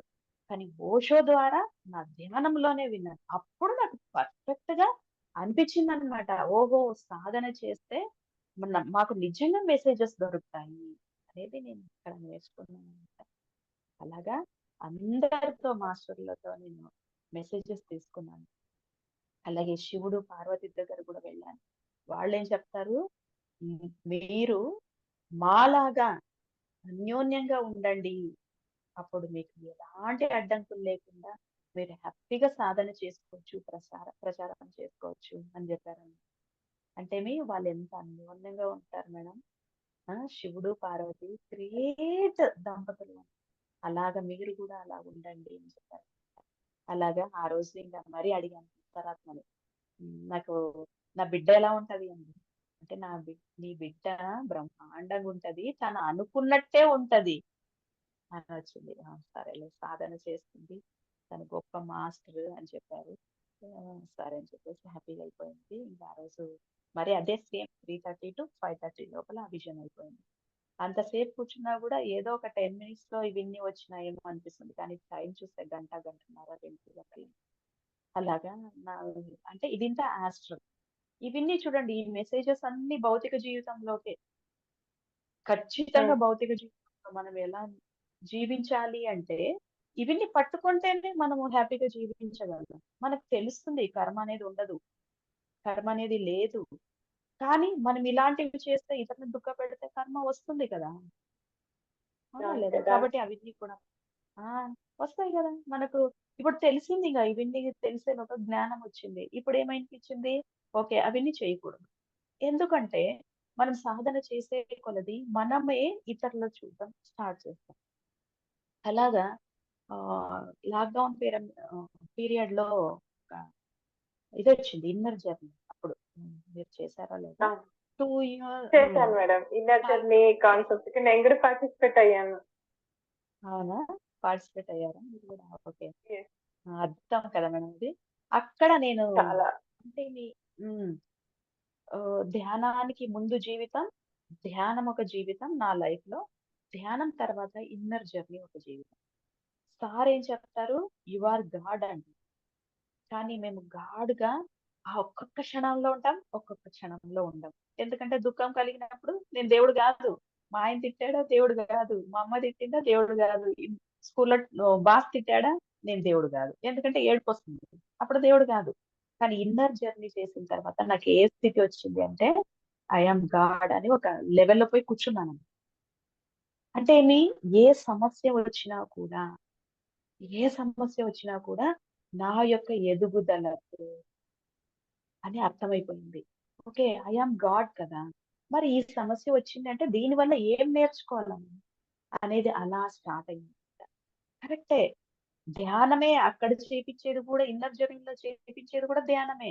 అదేం సెపరేట్ అని ఎప్పుడు అనుకోద్దండి. అది కూడా సాధనే. అక్కడ ఏంటి అంటే మమ్మల్ని ఒక్క ఆలోచన కూడా పక్కన పోకుండా మనం చేసే ఒక గంట మెడిటేషన్‌లో 60 మినిట్స్ ఒక్క థాట్ కూడా రాకుండా మమ్మల్ని సాధన చేపిస్తారు. అంతే. మనము గంట ఇంట్లో కూర్చుంటాము. ఒక 5 నిమిషాలు మంచిగా కుదురుతది. మిగతా మినిట్స్ అన్నీ ఏంటి అంటే మన ఆలోచనలే ఉంటాయి. మనం చేసే పనులు ఏం చేయాలి? ఏం చేశాము? ఎందుకిట్లా చేశాము? ఎందుకు అవే ఉంటాయి. ఎవరితో ఏం మాట్లాడాము? ఎవరు ఏమన్నారు? ఇదే ఉంటాయి. కానీ ఆ ఇన్నర్ జర్నీలో ఆ 60 మినిట్స్ ఎక్కడ పోకుండా ఆ శ్వాసలోనే ఉంటామన్నమాట. అందుకే అంత రిజల్ట్స్ వచ్చినాయి అందరికి. హాఫ్ 2 ఎంత 90 డేస్ నేను చేసింది. అద్భుతమైగా ఉండింది. అప్పటినుంచి నేను ఎవరిని చూసినా నేనే కనపడతాను. మీలో గూడా నేను నన్నే చూసుకుంటున్నాను. నేనెంత బాగా వర్క్ చేస్తున్నాను కదా! మీరెంత బాగా క్లాస్ అరేంజ్ చేస్తున్నారు కదా! అది కూడా నేనే చేస్తున్నాను. ఇప్పుడు క్లాస్ చెప్తున్నాను. నేనే చెప్తున్నాను. మీరు వింటున్నారు. మీలోనే నేనున్నాను. నేనే వింటున్నాను. నా ఎగ్జాక్ట్‌లీ. క్లాస్‌ని నేనే వింటున్నాను. నేనే ఇంప్రూవ్ అవుతున్నాను. చూడండి అంతా నేనే. ఎక్కడొస్తది అంటే అది సాధన వల్లనే వస్తది. ధ్యానం వల్లనే వస్తది. అయిపోయింది. ఇప్పుడింక నేను ఎవరిని దూషిస్తాను? ఎవరిని తిడతాను? ఎవరి కోసం నేను బాధపడతాను? అప్పుడనిపిచ్చేది ధ్యానం కన్నా ముందు ఎవరైనా కొట్లాడుతుంటే ఎంజాయ్ చేసేదాన్ని. అంటే ఎవరు గెలుస్తారా అని చూసేదాన్ని. ధ్యానంలో వచ్చిన తర్వాత వీళ్ళకి ధ్యానం లేదు. ధ్యానం చేస్తే కొట్లాడరు కదా! అనిపిచ్చింది. కానీ అదే ఇన్నర్ జర్నీలో వచ్చిన తర్వాత వాళ్ళలో నేనున్నాను కదా! అబ్బా! నేనింకా ఎంత మారాలా అనేదొచ్చింది. ఎంత మార్పు చూడండి మనం. Super madam. ఆ! సూపర్ ఇది. అంత సార్ వల్లనే. ఈ ధ్యానం దొరికిందే సార్ వల్ల. మరి నేనింత మారినాను అంటే కారణం సారే. పత్రి సారే. పత్రి సార్ గురించి ఒక పిరమిడ్ మాస్టర్ గురించి పత్రి సార్‌కే తెలుసు. పత్రి సార్ గురించి మనకు ఒక ఆవగింజంత తెలుసు అంతే. కానీ ఒక్కొక్క మాస్టరు, ఒక్కొక్క వాళ్ళ యొక్క ఎక్స్‌పీరియన్స్ చెప్తుంటే మనం ఎంత గొప్పవాళ్ళు, మన గురూజీ ఎంత గొప్పవాళ్ళనేది తెలుస్తుంది. అలాగా నా సాధన యాస్ట్రల్‌గా జరుగుతా ఉంది. తర్వాత ఇంకా వస్తూ ఇంకా గొప్ప గొప్ప అనుభవాలు ఇంకా ఫిజికల్‌గా జరగడం మొదలుపెట్టాయి. ఒకసారి ఏమైంది ఇంట్లో కొళాయి మాకు చాలా అప్పుడు కొంచెం స్కేర్సిటీ ఉండింది ఆ టైంలో. కాబట్టి బయట కొళాయి పెట్టాను. అంటే కడవ పెట్టి ఆన్ చేసాను. లోపల పాలు పెట్టినాను గ్యాస్ మీద. ఏం జరిగిందప్పుడు? టెన్షన్. టెన్షనొచ్చేసింది. సాధన చేస్తున్నాను. కరెక్ట్‌గా సాధన. ఎట్లా ఉంటుందంటే అంత కరెక్ట్‌గా చేస్తున్నానప్పుడు. కాబట్టి అక్కడ వాటరు వేస్ట్ కాకూడదు. ఇక్కడ పాలు పొంగకూడదు. ఏం చేయాలా? వెంటనే వెళ్ళిపోయినాను. బయట ఆఫ్ చేసినాను. నీళ్ళు అంత ప్రీషియస్ కాబట్టి వేస్ట్ చేయకూడదు కాబట్టి ఆఫ్ చేసినాను. లోపల ఇంట్లో వచ్చి చూస్తే గ్యాస్ ఆఫ్ అయింది. పాలు ఒక్క చుక్క కూడా పొంగలేదు. కానీ కాగి ఉన్నాయి. నాకైతే ఆ రోజు ఫెయింట్ అయిపోయి అలాగే నిలబడి దాని పాల గిన్నెని చూస్తున్నాను. ఎవరు ఆఫ్ చేసినారా అని. నా బిడ్డ కూడా యూకేజీలో ఉంది. సాయంత్రం కూర్చోబెట్టినాను ఇక. అమ్మ క్వశ్చన్ వేసుకో అని చెప్పాను. ఇద్దరు కలిసి ధ్యానం చేస్తాం. అప్పుడు నా బిడ్డ కూర్చొని కళ్ళు మూసుకొని చెప్తోంది, అమ్మా పత్రి సార్ వచ్చి ఆఫ్ చేసినాడమ్మా అని చెప్తుంది. చూడండి ఎలా ఉంది. ఆహా! ఏమ్మా? ఆ పత్రి సార్ వచ్చి ఆఫ్ చేసినాడమ్మా అని చెప్పి. ఎందుకు నాన్న అంటే, ఎందుకు అట్లా వచ్చారు అని అడుగు అంటే, "ఉమ్, అప్పుడు సార్ చెప్తున్నాడంట, మరి మీ అమ్మ అంత టెన్షన్ పడితే నేను ఎలా ఉంటానమ్మా అక్కడ, అందుకే వచ్చాను ఆఫ్ చేసినాను అని చెప్పినాడు." చూడండి, మనల్ని ఒక్క క్షణం కూడా బాధపడనీయడు, టెన్షన్ పడనీయడు, అనారోగ్యం పాలు కానీయడు. ప్రతి ఒక్కటి సార్ చూసుకుంటాడు. మన పని, తన పనిని మనం చేయాలి. ధ్యానం చేయాలి, సజ్జన సాంగత్యం చేయాలి, అలాగే ప్రచారం చేయాలి. ఈ ప్రచారమే నన్ను ఇంతగా అభివృద్ధి చెందించింది. నేను 10 గంటలు చేసిన రోజులున్నాయి. నాకు దసరా హాలిడేస్ టైం అంటే నాకు అప్పుడే 9 డేస్ 9 అవర్స్ మెడిటేషన్ ఖచ్చితంగా కూర్చుంటాను. ప్రతి ఇయర్ అలాగే కూర్చుంటాను. మార్నింగ్ 7:30కి అంత వంట అంతా చేసుకొని పిరమిడ్కి వెళ్ళిపోయేదాన్ని. ఎందుకంటే ఇంట్లో అయితే అంత కుదరదు. ఏదో ఒక డిస్టర్బెన్స్ ఉంటది. ఇంట్లో వాళ్ళు అది ఇది అంటుంటారు. వెళ్ళిపోవడం, సాధన కూర్చోవడం, మరి మధ్యాహ్నం వీలైతే తినడం, లేదంటే కంటిన్యూ చేయడం, మరి 6:30కి ఇంటికి రావడం. అలాగా 9 అవర్స్ మెడిటేషన్. అప్పుడు జరిగింది అద్భుతం. అసలుకు సార్ అయితే మేడం నాకు ఒక నక్షత్రానికి ఇంకొక నక్షత్రానికి ఉయ్యల కట్టి ఊపినాడు. ఎంత అద్భుతం అంటే అంత అద్భుతం. ఆ, ఓ ఒక ఇప్పుడు సాధన చేస్తుంటే నా ముందు అన్ని అన్ని విజన్స్ పిరమిడ్ లో అన్ని అనిమల్స్ వచ్చేసినాయి. ఆవులు, మేకలు, కోళ్ళు అన్ని వచ్చినాయి అన్నమాట. అప్పుడు ఎన్నెన్ని జన్మలుగా నేను ఎన్నెన్ని పాపాలు చేసినాను, ఎంత తిన్నాను నేను అని చెప్పేసి బటన్ అన్నిటికీ క్షమాపణ కోరిన. అన్ని కోరితే ఒక ఆవు మాత్రం పోవట్లేదు. అమ్మా ఎందుకమ్మా నీవు వెళ్ళట్లేదు అంటే, నేను కామధేనువుని, నీకు ధ్యాన ప్రచారానికి పనికొస్తాను అని చెప్తుంది. సరే అమ్మా ఉండని చెప్పాను. అలాగా అన్ని అంటే మనము ఎప్పుడు రెడీగా ఉంటామో ఆ దైవ కార్యమే ఇది. ప్రతి ఒక్కరూ సాధన చేయాలి, ప్రతి ఒక్కరూ ఆరోగ్యంగా బతకాలి, ప్రతి ఒక్కరూ ఆనందంగా బతకాలి అని ఒకే ఒక చిన్న థాట్ తో సార్ ఇది మొదలు పెట్టారు. మరి ఆ పని చేసేటప్పుడు విశ్వం మనల్ని ఎందుకు గమనించదు? అలాగా అంత అద్భుతంగా జరుగుతుంది మేడం. అలాగే నేను ఇక్కడ చిన్న ఒక స్టోరీ చెప్పాలి. ఎందుకంటే ఈ ఓకే. స్టోరీ ద్వారా కూడా మనము ఆ, ఎంతగా మారొచ్చు అనేది తెలుసుకుంటాము. ఈ స్టోరీలో ఇది చైనా జాతక కథలు. ఆ, ఈనాడు పేపర్ లో అంతర్యామి అని వస్తది. అప్పుడు నేను చదివాను. యెస్. ఒక ఇది ఖచ్చితంగా నేను కర్నూలులో ఒక 10 క్లాసులు చేసింటాను. అప్పుడు చెప్పింటాను. ప్రతి ఒక్క క్లాస్ లో ఇది చెప్తాను. ఎందుకంటే దీని వల్ల మారేవాళ్ళు చాలా ఉంటారు. కాబట్టి ఇప్పుడు కూడా నేను వదులుకోను. ఉమ్, ఆ, ఇది వినేవాళ్ళు కర్నూలులో ఉన్న వాళ్ళందరికీ తెలుసు. ఉమ్, సరే అని చెప్పేసి అప్పుడు అతను ఒక ఫార్మర్. చైనాలో జరిగింది ఇది ఖచ్చితంగా. అంటే ఆ కాలంలో ఓ అద్దము అనేది లేదు. మిర్రర్. ఇప్పుడు మొబైల్స్ ఉన్నాయి కానీ కొన్ని ఏళ్ల క్రితం లేవు మొబైల్స్. ఇప్పుడు ఎవరి చేతిలో చూడు మొబైల్ ఫోన్స్ ఉంటాయి. అలాగా అద్దం అనేది తెలియని రోజు అనమాట. ఆ ఫార్మర్ అన్నమాట, అతడు రైతు పొలం దున్నుతూ ఉంటే అతడికి ఒక అద్దం దొరుకుతుంది. అది ఎవరింట్లో ఉండింది అంటే అది అప్పుడు మహారాజులు లేదా జమీందారులు అలాంటి వాళ్ళ ఇంట్లో మాత్రమే ఉంటుందన్నమాట. వాళ్ళ ఇంట్లో ఏమో ఇరిగిందేమో అది బయట పడేశారు. అతని యొక్క పొలంలో పాడేశారు. కాబట్టి అది కొన్ని రోజులకి మట్టి అంతా కప్పబడి లోపలికి వెళ్ళింది. ఇతను ఎప్పుడు పొలం దున్నుతున్నాడో అద్దం అద్దం బయటకు వస్తూనే తాను దాన్ని చూసుకుంటాడన్నమాట. బాగా కడిగేసి ఏంటి ఇది దొరికింది అని చెప్పేసి ఏం మెరుస్తుంది కదా అది కొంచెం కొంచెం. కాబట్టి అన్ని తుడిచి చూసుకుంటాడు. చూసుకున్న వెంటనే చాలా ఆనందం వేస్తుందన్నమాట అద్దంలో. ఎంతో ఆనందపడతాడనమాట.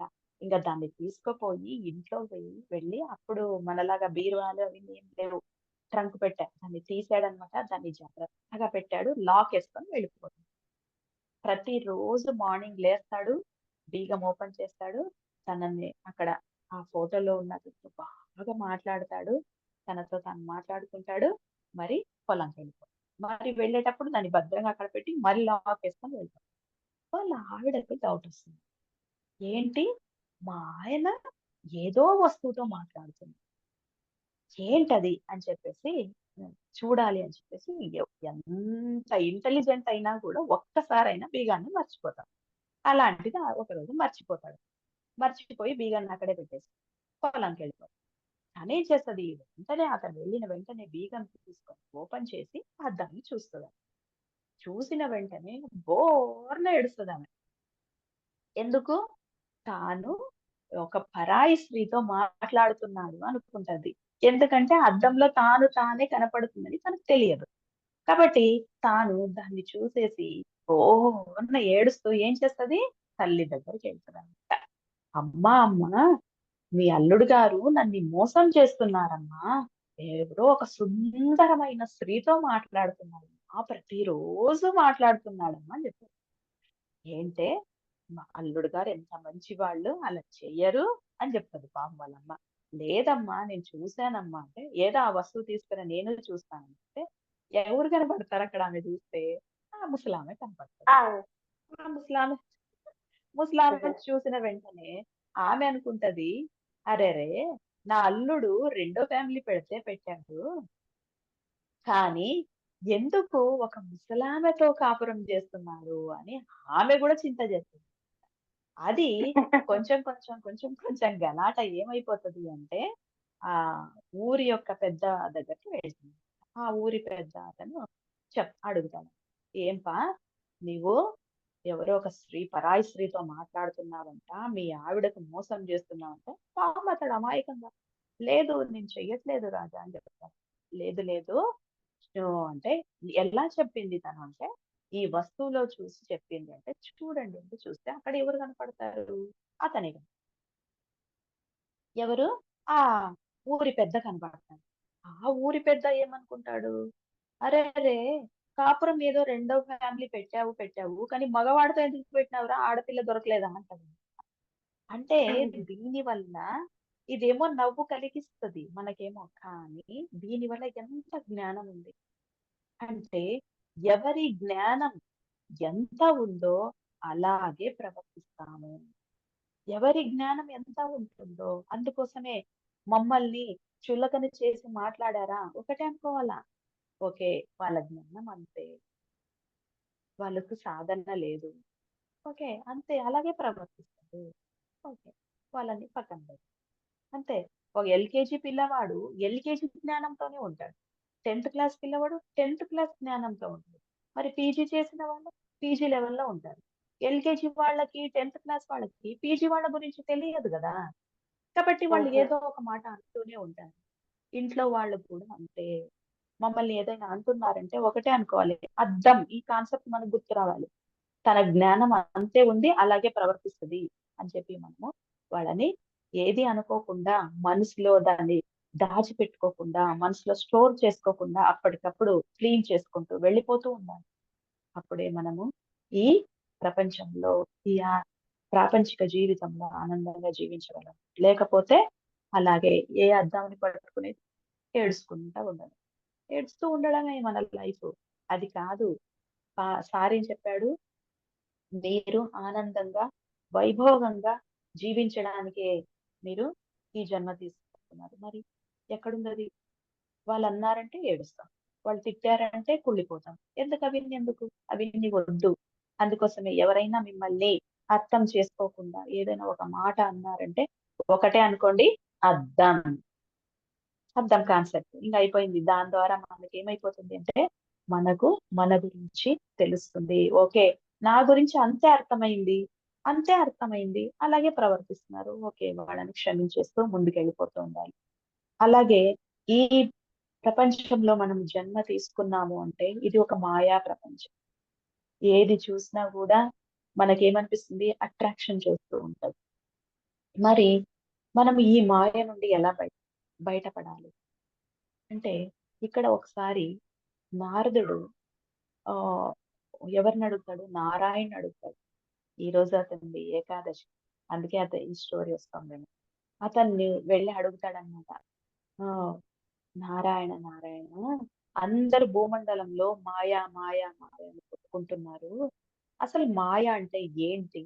ఎలా పట్టుకుంటుంది? మేము దాని నుండి ఎలా బయటపడాలి? అని అప్పుడు ఆహ్, ఒకసారి అడిగితే ఏమో అనుకోవచ్చు. కానీ పదే పదే అడుగుతుంటే ఏం చేస్తారింక మాస్టర్‌లు, రా నీకు చూపిస్తాను రా అని చెప్పేసి తన యొక్క గరుత్మంతుని వాహనం మీద కూర్చొని పిలుచుకొస్తాడన్నమాట. ఈ భూమండలం మీదనే ఉంది మాయ ఎక్కడా లేదు. కాబట్టి ఇక్కడ పిలుచుకొచ్చి ఒక నది ఉంటదన్నమాట. ఆ నదిలో స్నానం చెయ్యి అంటాడు. అప్పుడు తన యొక్క తుంబుర అన్ని అక్కడ పక్కన పెట్టేసి తన యొక్క పూలహారం, తుంబుర ఏమేమి ఉన్నాయో అవన్నీ పక్కన పెట్టి నదిలో వెళ్తాడన్నమాట. వెళ్ళేసి మునుగుతాడు. మునిగేలోగా ఇతనేం చేస్తాడు నారాయణుడు అన్నీ తీసుకొని వెళ్ళిపోతాడు. స్వర్గానికి వైకుంఠానికి వెళ్ళిపోతాడు. ఇతడు నదిలో ఉన్నాడు కదా! బయటకొస్తాడు. బయటకెలాగొచ్చాడు అంటే ఒక సుందరమైన స్త్రీలాగా వచ్చేసి తనకి ఏమీ అర్థం కాదు. అసలు తాను ఎవరు అనేది కూడా మర్చిపోయాడు నారదుడు. ఆ సుందరమైన స్త్రీలాగానే ఉన్నాడు. సరే అని చెప్పేసి అప్పుడు అక్కడున్న ఒక మహారాజు, ఆ ఊరు రాజు తన యొక్క ఆహ్, రథంలో వెళ్తూ ఉంటాడు. వెళ్ళేసి చూస్తాడు. అబ్బబ్బా! ఎంత అందంగా ఉంది కదా ఈమె అని చెప్పేసి దగ్గరికెళ్ళి, ఎవరమ్మా నువ్వు? ఎవరి కోసం చూస్తున్నావు? నీ పేరేంటి? ఏది నాకు తెలియదు. అసలు నేనెవరో గూడా తెలియదు అంటే, అవునా!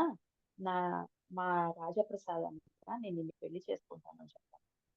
సరే అని చెప్పేసి వెళ్ళిపోతారు. అక్కడ పెళ్లయిపోతది. వాళ్ళకు ఎంత 100 మంది పిల్లలు గూడా పుడతారు. ఆ పిల్లలు పుట్టి, పెరిగి, పెద్దవాళ్ళయ్యి యుద్ధాలు అప్పుడు కామన్ కాబట్టి యుద్ధాలు జరుగుతాయి. అప్పుడు అందరూ ఆ 1000 అంటేనే ఆ 100 మంది చనిపోతారు. చనిపోయినప్పుడు ఆ యుద్ధంలో తను అప్పుడు ఏడుస్తూ ఉంటదనమాట.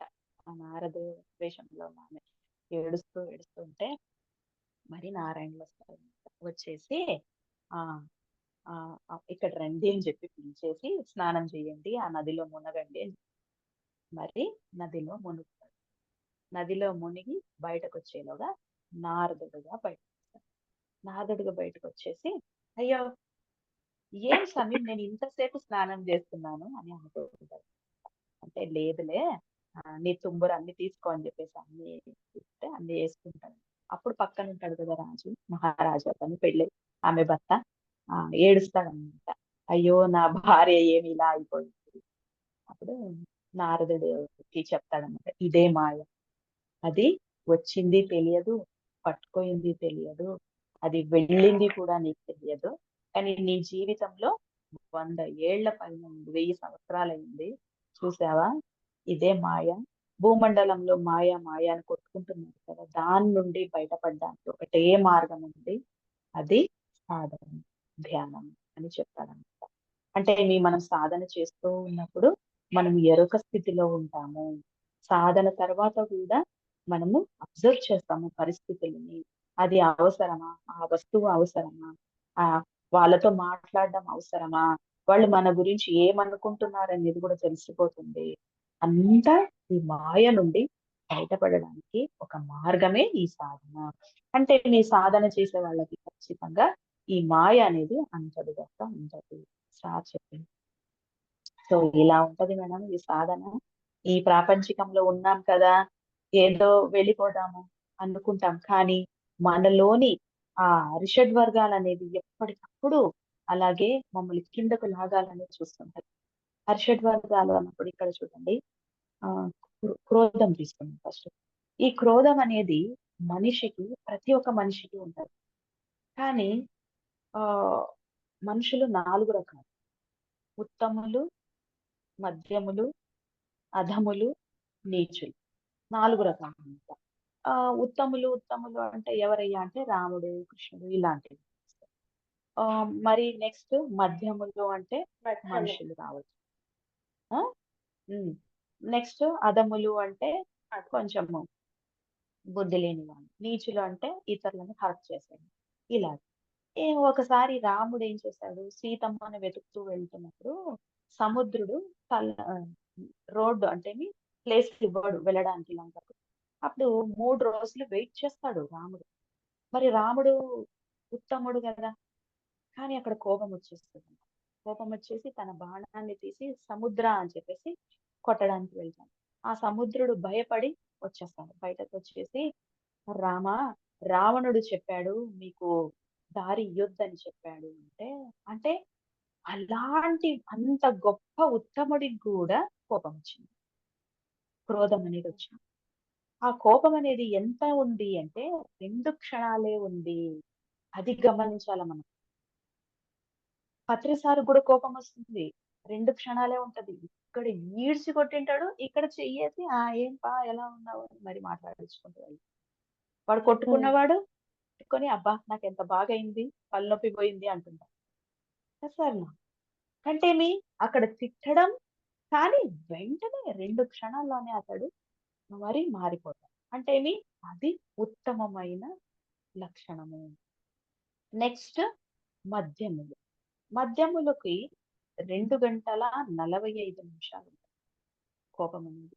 నాకు ఎవరి మీదైనా కోపం వచ్చింది అంటే 2 క్షణాలుంటే నేను ఉత్తమం. అదే 2 గంటలుంది, 2 గంటల 45 నిమిషాలు చూడండి 45 నిమిషాలు కూడా నేను రాశాను ఒక బుక్‌లో చదువుతా ఉంటే. అంత ఉంది అంటే నేనొక మధ్య. అలాగే అధముడు అంటే 2 సంవత్సరాలుంటది. 2 సంవత్సరాలు ఉంది అంటే నీవు అధముడే. అలాగే నీచులు అంటే తన యొక్క చితి మీద మంట అంటే తను చచ్చేదాకా ఆ కోపంతో రగిలిపోయేవాడు నీచుడు. ఎందుకు ఇక్కడ ఇవన్నీ చెప్తున్నాను అంటే మనలో ఒక కోపం వచ్చింది అనుకోండి, ఆ కోపంతో రగిలిపోయి మన యొక్క దివ్యత్వాన్ని మనం తక్కువ చేసుకుంటాం.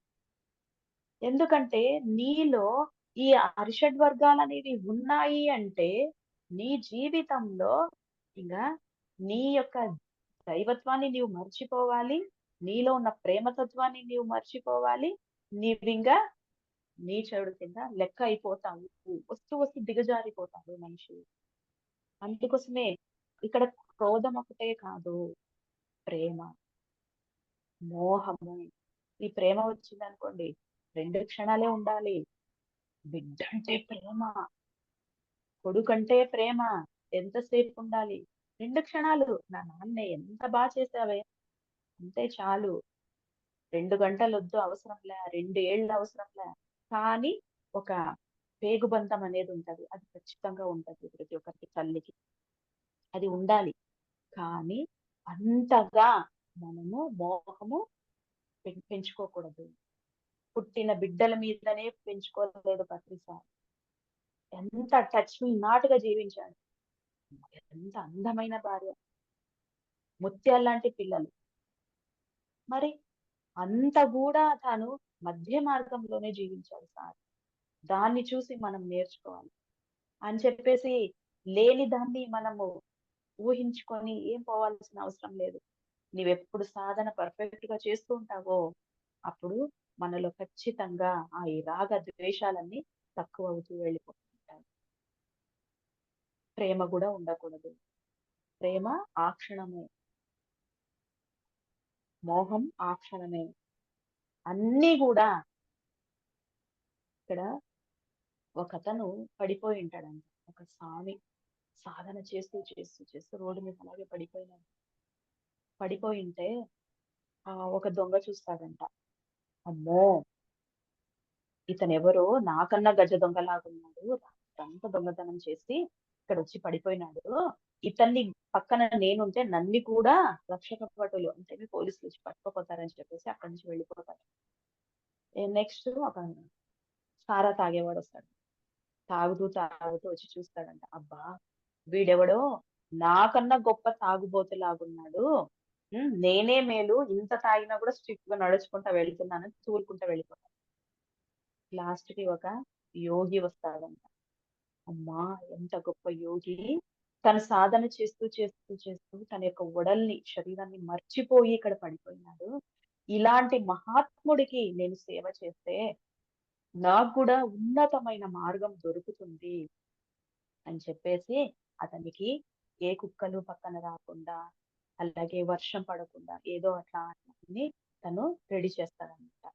అలాగా ఈ లోకం అనేది నీవు ఎలాంటి వాడో నీకు అలాగే కనపడుతుంది. నీలో ఒక దుర్గుణం ఉందా? ప్రతి ఒక్కరిలో దుర్గుణమే చూస్తాము. నీలో ప్రేమతత్వం ఉందా? ప్రతి ఒక్కరిలో ప్రేమతత్వమే చూస్తాము. ఎంత నీచుడైనా కానీ ఒక్కటైనా మంచి గుణం ఉంటది. ఆ మంచి గుణాన్ని చూపించిందే మనకు పత్రి సారు. ఈ సాధన వల్ల ప్రతి ఒక్కరిలో ఆ మంచి గుణమే చూడడమే నేర్చుకున్నాము. అప్పుడు అందరిలో తప్పులు వెతికేవాళ్ళం. ఇప్పుడు మంచినే చూస్తున్నాం. తప్పులన్నీ పోనీ 99 ఉన్నాయి. కానీ ఒక్కటి మంచిది ఉంది కదా! పెద్ద దొంగ. కానీ దొంగతనం చేస్తాడు. కానీ తన ఫ్యామిలీని చూసుకుంటాడు. అది కూడా మంచితనమే కదా! కానీ ఆ దొంగతనం చేసి ఆ 99 పట్టుకోవద్దండి. కానీ తన ఫ్యామిలీని ఎంత బాగా చూసుకుంటున్నాడు. తన పిల్లల్ని ఎలా చూసుకుంటున్నాడు అది చూడండి. ఎంత ప్రేమిస్తున్నాడు తన పిల్లలు. ఇతరులకి ఏమేమి హెల్ప్ చేస్తున్నాడు అది చూడాలి. అంటేని మనకు ఇతరులలోని మంచి గుణాల్ని ఒక్కటే చూడడం నేర్పిందే మన గురూజీ. మన యొక్క సుభాష్ పత్రిజీ. మరి ఇంత మార్పు మనకి ఎక్కడొస్తుందండి? ఎక్కడ రాదు. సాధన వల్లనే వస్తుంది. అలాగా తను తను కాపాడుకున్నాడు కాబట్టి ఆ సామ్ని తను ఎంతో గొప్పగా ఎదిగి తనకు కూడా ఎన్లైటన్మెంట్ అయి వెళ్ళిపోయాడు. చూడండి. అలాగా మనకు కూడా సిచ్యుయేషన్స్ వస్తూ ఉంటాయి. మనం కూడా వాటిని గమనిస్తూ ముందుకు వెళ్ళిపోతూ ఉండాలి. ఇంకొకతను ప్రపంచికతలో జీవిస్తుంటాడు. భార్య, పిల్లలు చాలా కష్టపడుతుంటారు. ఒక స్వామీజీ వచ్చింటాడు ఆ ఊరికి. వచ్చి, స్వామి, నాకొక ఈ ప్రపంచకంలో మంచిగా జీవించడానికి ఏదైనా ఒక వస్తువు ఇవ్వండి అని అడుగుతాడు. ఏదైనా ప్రసాదించండి అని చెప్తే తన జోబులో చూస్తే ఒక అద్దం ఉంటుంది. అద్దం ఇస్తాడు. నావన్నీ అద్దం కాన్సెప్ట్. సరే అని చెప్పి అద్దం ఇస్తే ఆ అద్దం తీసుకుంటాడు. స్వామి, నేను ఇదేం చేయాలి స్వామి అని అడుగుతాడు. ఇది మాయా అద్దము. ఎవరి ఎదురుగా పెడితే వాళ్ళు మనసులో ఏమనుకుంటుంటారో అది నీకు తెలిసిపోతా ఉంటది. కాబట్టి నీవు ఏం చేయాలి అంటే అందరి ఎదురుగా పెట్టు. వాళ్ళు ఏమనుకుంటున్నారో దానికి అలాగా నీవు ప్రవర్తించకుండా బాగుండు. నీవు మారడానికి ఇదొక అవకాశం అని చెప్తాడు. కానీ అతను ఏం చేస్తాడు? సరే సరే స్వామి, ఇదేమో బాగుంది. నేను మంచిగా మారుతానని చెప్పి తీసుకెళ్తాను. తీసుకెళ్ళి ఫస్ట్ ఎవరికి పెడతానంటే పిల్లలకి పెడతాను. పిల్లలకి పెడుతూనే పిల్లలు మనసులో ఏమనుకుంటుంటారు? మా డాడీ చూడు మాకేమీ తేడు. పక్కింటి డాడీ చూడు ఎన్నో తెస్తాడు. మా డాడీ బ్యాడ్ డాడీ, వాళ్ళ డాడీ చూడు గుడ్ డాడీ అనుకుంటుంది. అనుకున్న వెంటనే మనసు ఏమైతుంది? మనసు ముదురుకొని పోతుంది. అంటే ఏమి చాలా బాధపడతాడు అనమాట. ఏంటి నా పిల్లలు నా గురించి ఇలా అనుకుంటుంది. సరే అని చెప్పేసి తన భార్య అంటే అప్పుడు తన యొక్క జీవితంలో అంతంత మాత్రమే ఉంది. అంటే డబ్బు, హోదా ఏమీ లేదు. కాబట్టి భార్యకు పెడతాను ఆ అద్దం. అద్దం పెడితేనే ఈయన ఉండి వేస్ట్ అనుకుంటాడు. భర్త ఉండి వేస్ట్, ఇతను ఏమి సంసారాన్ని చూసుకోడు అని తాను బాధపడుతుంది. అరేరే, ఛీ, పిల్లలు మంచోడు కాదు, భార్య మంచిది కాదు. సార్ అక్కడ అతను ఏమిచ్చాడు? నీవు వాళ్ళు ఏమనుకుంటున్నారో దాన్ని బట్టి నీవు మార్చుకొని ఇస్తే ఇతను వాటిని మనసులో తీసుకొని కుంగిపోతున్నాడు. నెక్స్ట్ ఎవరుంటారు? బంధువులు. బంధువులకి పెడతారు. బంధువులు ఎంతసేపు బంధువుల్లాగే ఉంటారు కొంతమంది. కాబట్టి వాళ్ళు ఇతన్ని ఆస్తి ఎప్పుడెప్పుడు వేసుకుందామా, ఎప్పుడెప్పుడు వెళ్ళిపోతాడా అని చెప్పి వాళ్ళు ఎదురు చూస్తుంటారు. ఒక్క బంధువు కూడా నాకు మంచి వాళ్ళు లేరు. లాస్ట్ ఎవరయ్యా అంటే మంచి స్నేహితులు. నా స్నేహితులకు నేనంటే నాకు చాలా ఇష్టము. కాబట్టి నా స్నేహితులు నా కోసం ప్రాణం ఇస్తారని చెప్పేసి స్నేహితులు పెడతారు. వాళ్ళందరూ అతను ఉన్నప్పుడు మంచిగా పొగుడుతూ అతను పోయినప్పుడు తిట్టుకుంటా ఉంటారు. ఛీ, ఈ జన్మ ఏమి ఇది ఇట్లా ఉంది అని చెప్పేసి తీసుకెళ్తాడన్నమాట. తీసుకెళ్లి గురువుకే పెడతాడు. ఆ గురువులో కూడా ఏదో ఒక చిన్న తప్పు కనపడుతుంది. అప్పుడు ఆ గురూజీ అంటాడు, ఏందన్నా అందరికీ పెట్టినావు కదా, అందరిలో నీవు దుర్గుణాలని చూసావు కదా, కానీ నిన్ను నీవు పెట్టుకున్నావా అని అడుగు. ఇప్పుడు తనలో చూసుకుంటారన్నమాట అద్దంలో. చూసుకుంటే వాళ్ళలో ఏదో ఒక ఈర్ష్య, కోపము, బాధ, దుఃఖము అన్ని ఒక్కొక్కటి కనపడుతుంటే తనలో ఈ అరిషడ్ వర్గాలు అనేవి ఎలా ఉన్నాయంటే తాండవం చేస్తున్నాయంట. అంటే మన లోపల ఏది ఉందో మనం బయట ప్రపంచంలో అదే చూస్తాము. కాబట్టి ఆ అర్థం కాన్సెప్ట్ వల్ల మనం ఏం చేయాలి అంటే వాళ్ళలోని మంచిని చూస్తూ మనలో ఆ మంచి ఉందా చెప్తారు కదా. ఒక వేలు చూపిస్తే మిగతా 3 వేళ్ళు మన వైపుకే చూపిస్తుంటాయి. ఫస్ట్ ఇట్లా చూపించినప్పుడు వాళ్ళలో ఆ చెడు గుణం ఉందా, ఓకే, ఆ చెడు గుణం నాలో ఉందా, ఉందా, సరే దాన్ని ఎలా మార్చుకోవాలి, అది చేయకుండా ఉంటే నేను ఏం చేయాలి అని మనం చేసుకోవాలి. వాళ్ళలో మంచి ఉందా, ఓకే, నాలో ఉందా, ఒకవేళ నాలో లేదా నేను ఎలాగ దాన్ని నేర్చుకోవాలి, ఒకవేళ ఆ ఉంటే నేను ఎలా ఇతరులకు హెల్ప్ చేయాలి. అలాగా మన జీవితంలో ప్రతి ఒక్క మానవుడు, ప్రతి ఒక్క జంతువు, ప్రతి ఒక్కటి కూడా మనకు జీవితంలో పాఠాలను నేర్పడానికి వస్తాయి. ఇక్కడ పూజల గురించి ఒకటి చెప్పాలి. ఎందుకంటే ప్రతి ఒక్క సార్ అన్నాడు, విగ్రహం స్ఫూర్తి కోసము, మూర్తి స్ఫూర్తి కోసము అని చెప్పాడు కర్నూలుకి వచ్చినప్పుడు. కాబట్టి ఎందుకు అంటే విగ్రహం నేను ఎందుకు పూజలు మానేశాను అని చెప్తాను. ఎందుకంటే ఆ దైవం నాలో ఉంది అని నేను 100% చూసుకున్నాను కాబట్టి నేను వదిలేదు. ఎలాగంటే ఒకరోజు మా ఇంటి దేవుడు అనమాట, ఇక్కడ ఇందువాసి అని ఉంది, అక్కడ అమ్మవారు ఉంటుంది అనమాట. నేను వెళ్ళినప్పుడు ఒకసారి ఫిజికల్ గా వెళ్ళినప్పుడు, అంటే ధ్యానం కన్నా ముందు వెళ్ళినప్పుడు ఆ ఆమెకు ఎంత అందంగా అలంకరిస్తున్నారంటే అంత అందంగా ఉంది. కాబట్టి నేను అది చూశాను, నా మనసులో ఉండదు. నేను ధ్యానంలోకి వచ్చినప్పుడు ఏమనుకున్నాను అంటే ఆస్ట్రల్ బాడీ, ఆస్ట్రల్ ట్రావెల్ జరుగుతుంది కాబట్టి నేను అనుకున్నాను ధ్యానంలో కూర్చొని నేను ఇప్పుడు అప్పుడు అనుకుంటేనే ఆస్ట్రల్ బాడీ రిలీజ్ అవుతుంది కూర్చొని ఈ ఆస్ట్రల్ ట్రావెల్ లో నేను అమ్మవారి ఆ రోజు చూసిన అలంకరణ నేను ఖచ్చితంగా ఏదో చూడాలని చెప్పి కూర్చున్నాను. కూర్చున్న వెంటనే నాలోని సూక్ష్మ శరీరం బయటకు వచ్చింది. వచ్చేసి అమ్మవారికి ఎలాగా అలంకరణ చేస్తుందో అలాగే నాకు చేయడం మొదలుపెట్టింది. అన్ని సేమ్ అమ్మవారికి ఎలా అలంకరిస్తుందో నాకు అలంకరిస్తుంటే అప్పుడు అనుకున్నాను, అమ్మో, దేవుడు ఎక్కడా లేడు, మనలోనే ఉన్నాడు, మేము బయట ఎతుకుతున్నాము అనిపించింది. అప్పటి నుంచి నేను ఇంకా పూజలు అనేది కొంచెం పక్కన పెట్టాను. అంటే ఎందుకంటే నేను ప్రతి దానిలో దైవత్వాన్ని చూస్తున్నాను. ఇంకా ఆ పటంలో ఒక్కటే దేవుడు ఉన్నాడని నేను చెప్పట్లేదు. ప్రతి ఒక్కటి ఇప్పుడు నేను మొబైల్ చూస్తున్నాను, ఈ మొబైల్ లో కూడా దైవం ఉంది, అందుకోసమే ఇంతగా మమ్మల్ని కనెక్ట్ చేస్తాను. అలాగే ఒకసారి పత్రిసారి విజన్ లో ఎన్ని నగలు మూట ఎత్తుకొని వస్తున్నాడు అనమాట. వస్తూ ఉంటే అన్ని పెట్టారు అక్కడ, చాలా మంది ఉన్నారు, అందరు ఒక్కొక్కటి తీసుకోండి అని. సరే అని చెప్పేసి అందరూ ఆ నగల్ని అందరూ ఒక్కొక్కటి తీసుకున్నారనమాట. తర్వాత ఇంకొక హారం ఎక్కువైంది. ఆ సార్ ఉంది, ఒకటి హారం ఎక్కువైందా, అది ఇందు మేడంకి అండి, ఆమె లోకమాత అని చెప్పాడు. అప్పుడు దాన్ని కూడా నేను వేసుకున్నాను. ఇంకా అయిపోయింది. ఇంకా ఆ రోజుతో పూజకు ఫుల్ స్టాప్ పెట్టేశాను. అంటే పత్రిసారే వచ్చి దైవం అంతా నీవే అమ్మా అని ప్రతి ఒక్కరికి చెప్తున్నాను. అందుకోసమే మేము అప్పటి నుంచి కొంచెము, కానీ ఇంట్లో మా సారు పూజలు చేస్తూ ఉంటారు. ఇంకా ఆ స్టేజ్ దాటి రాలే. ఎందుకంటే ఇంట్లో వాళ్ళు వస్తుంటారు కాబట్టి ఏదో ఒక పట్టణం పెట్టుకొని ఊరికే అది క్లీన్ చేసుకుంటూ ఉంటారు అనమాట.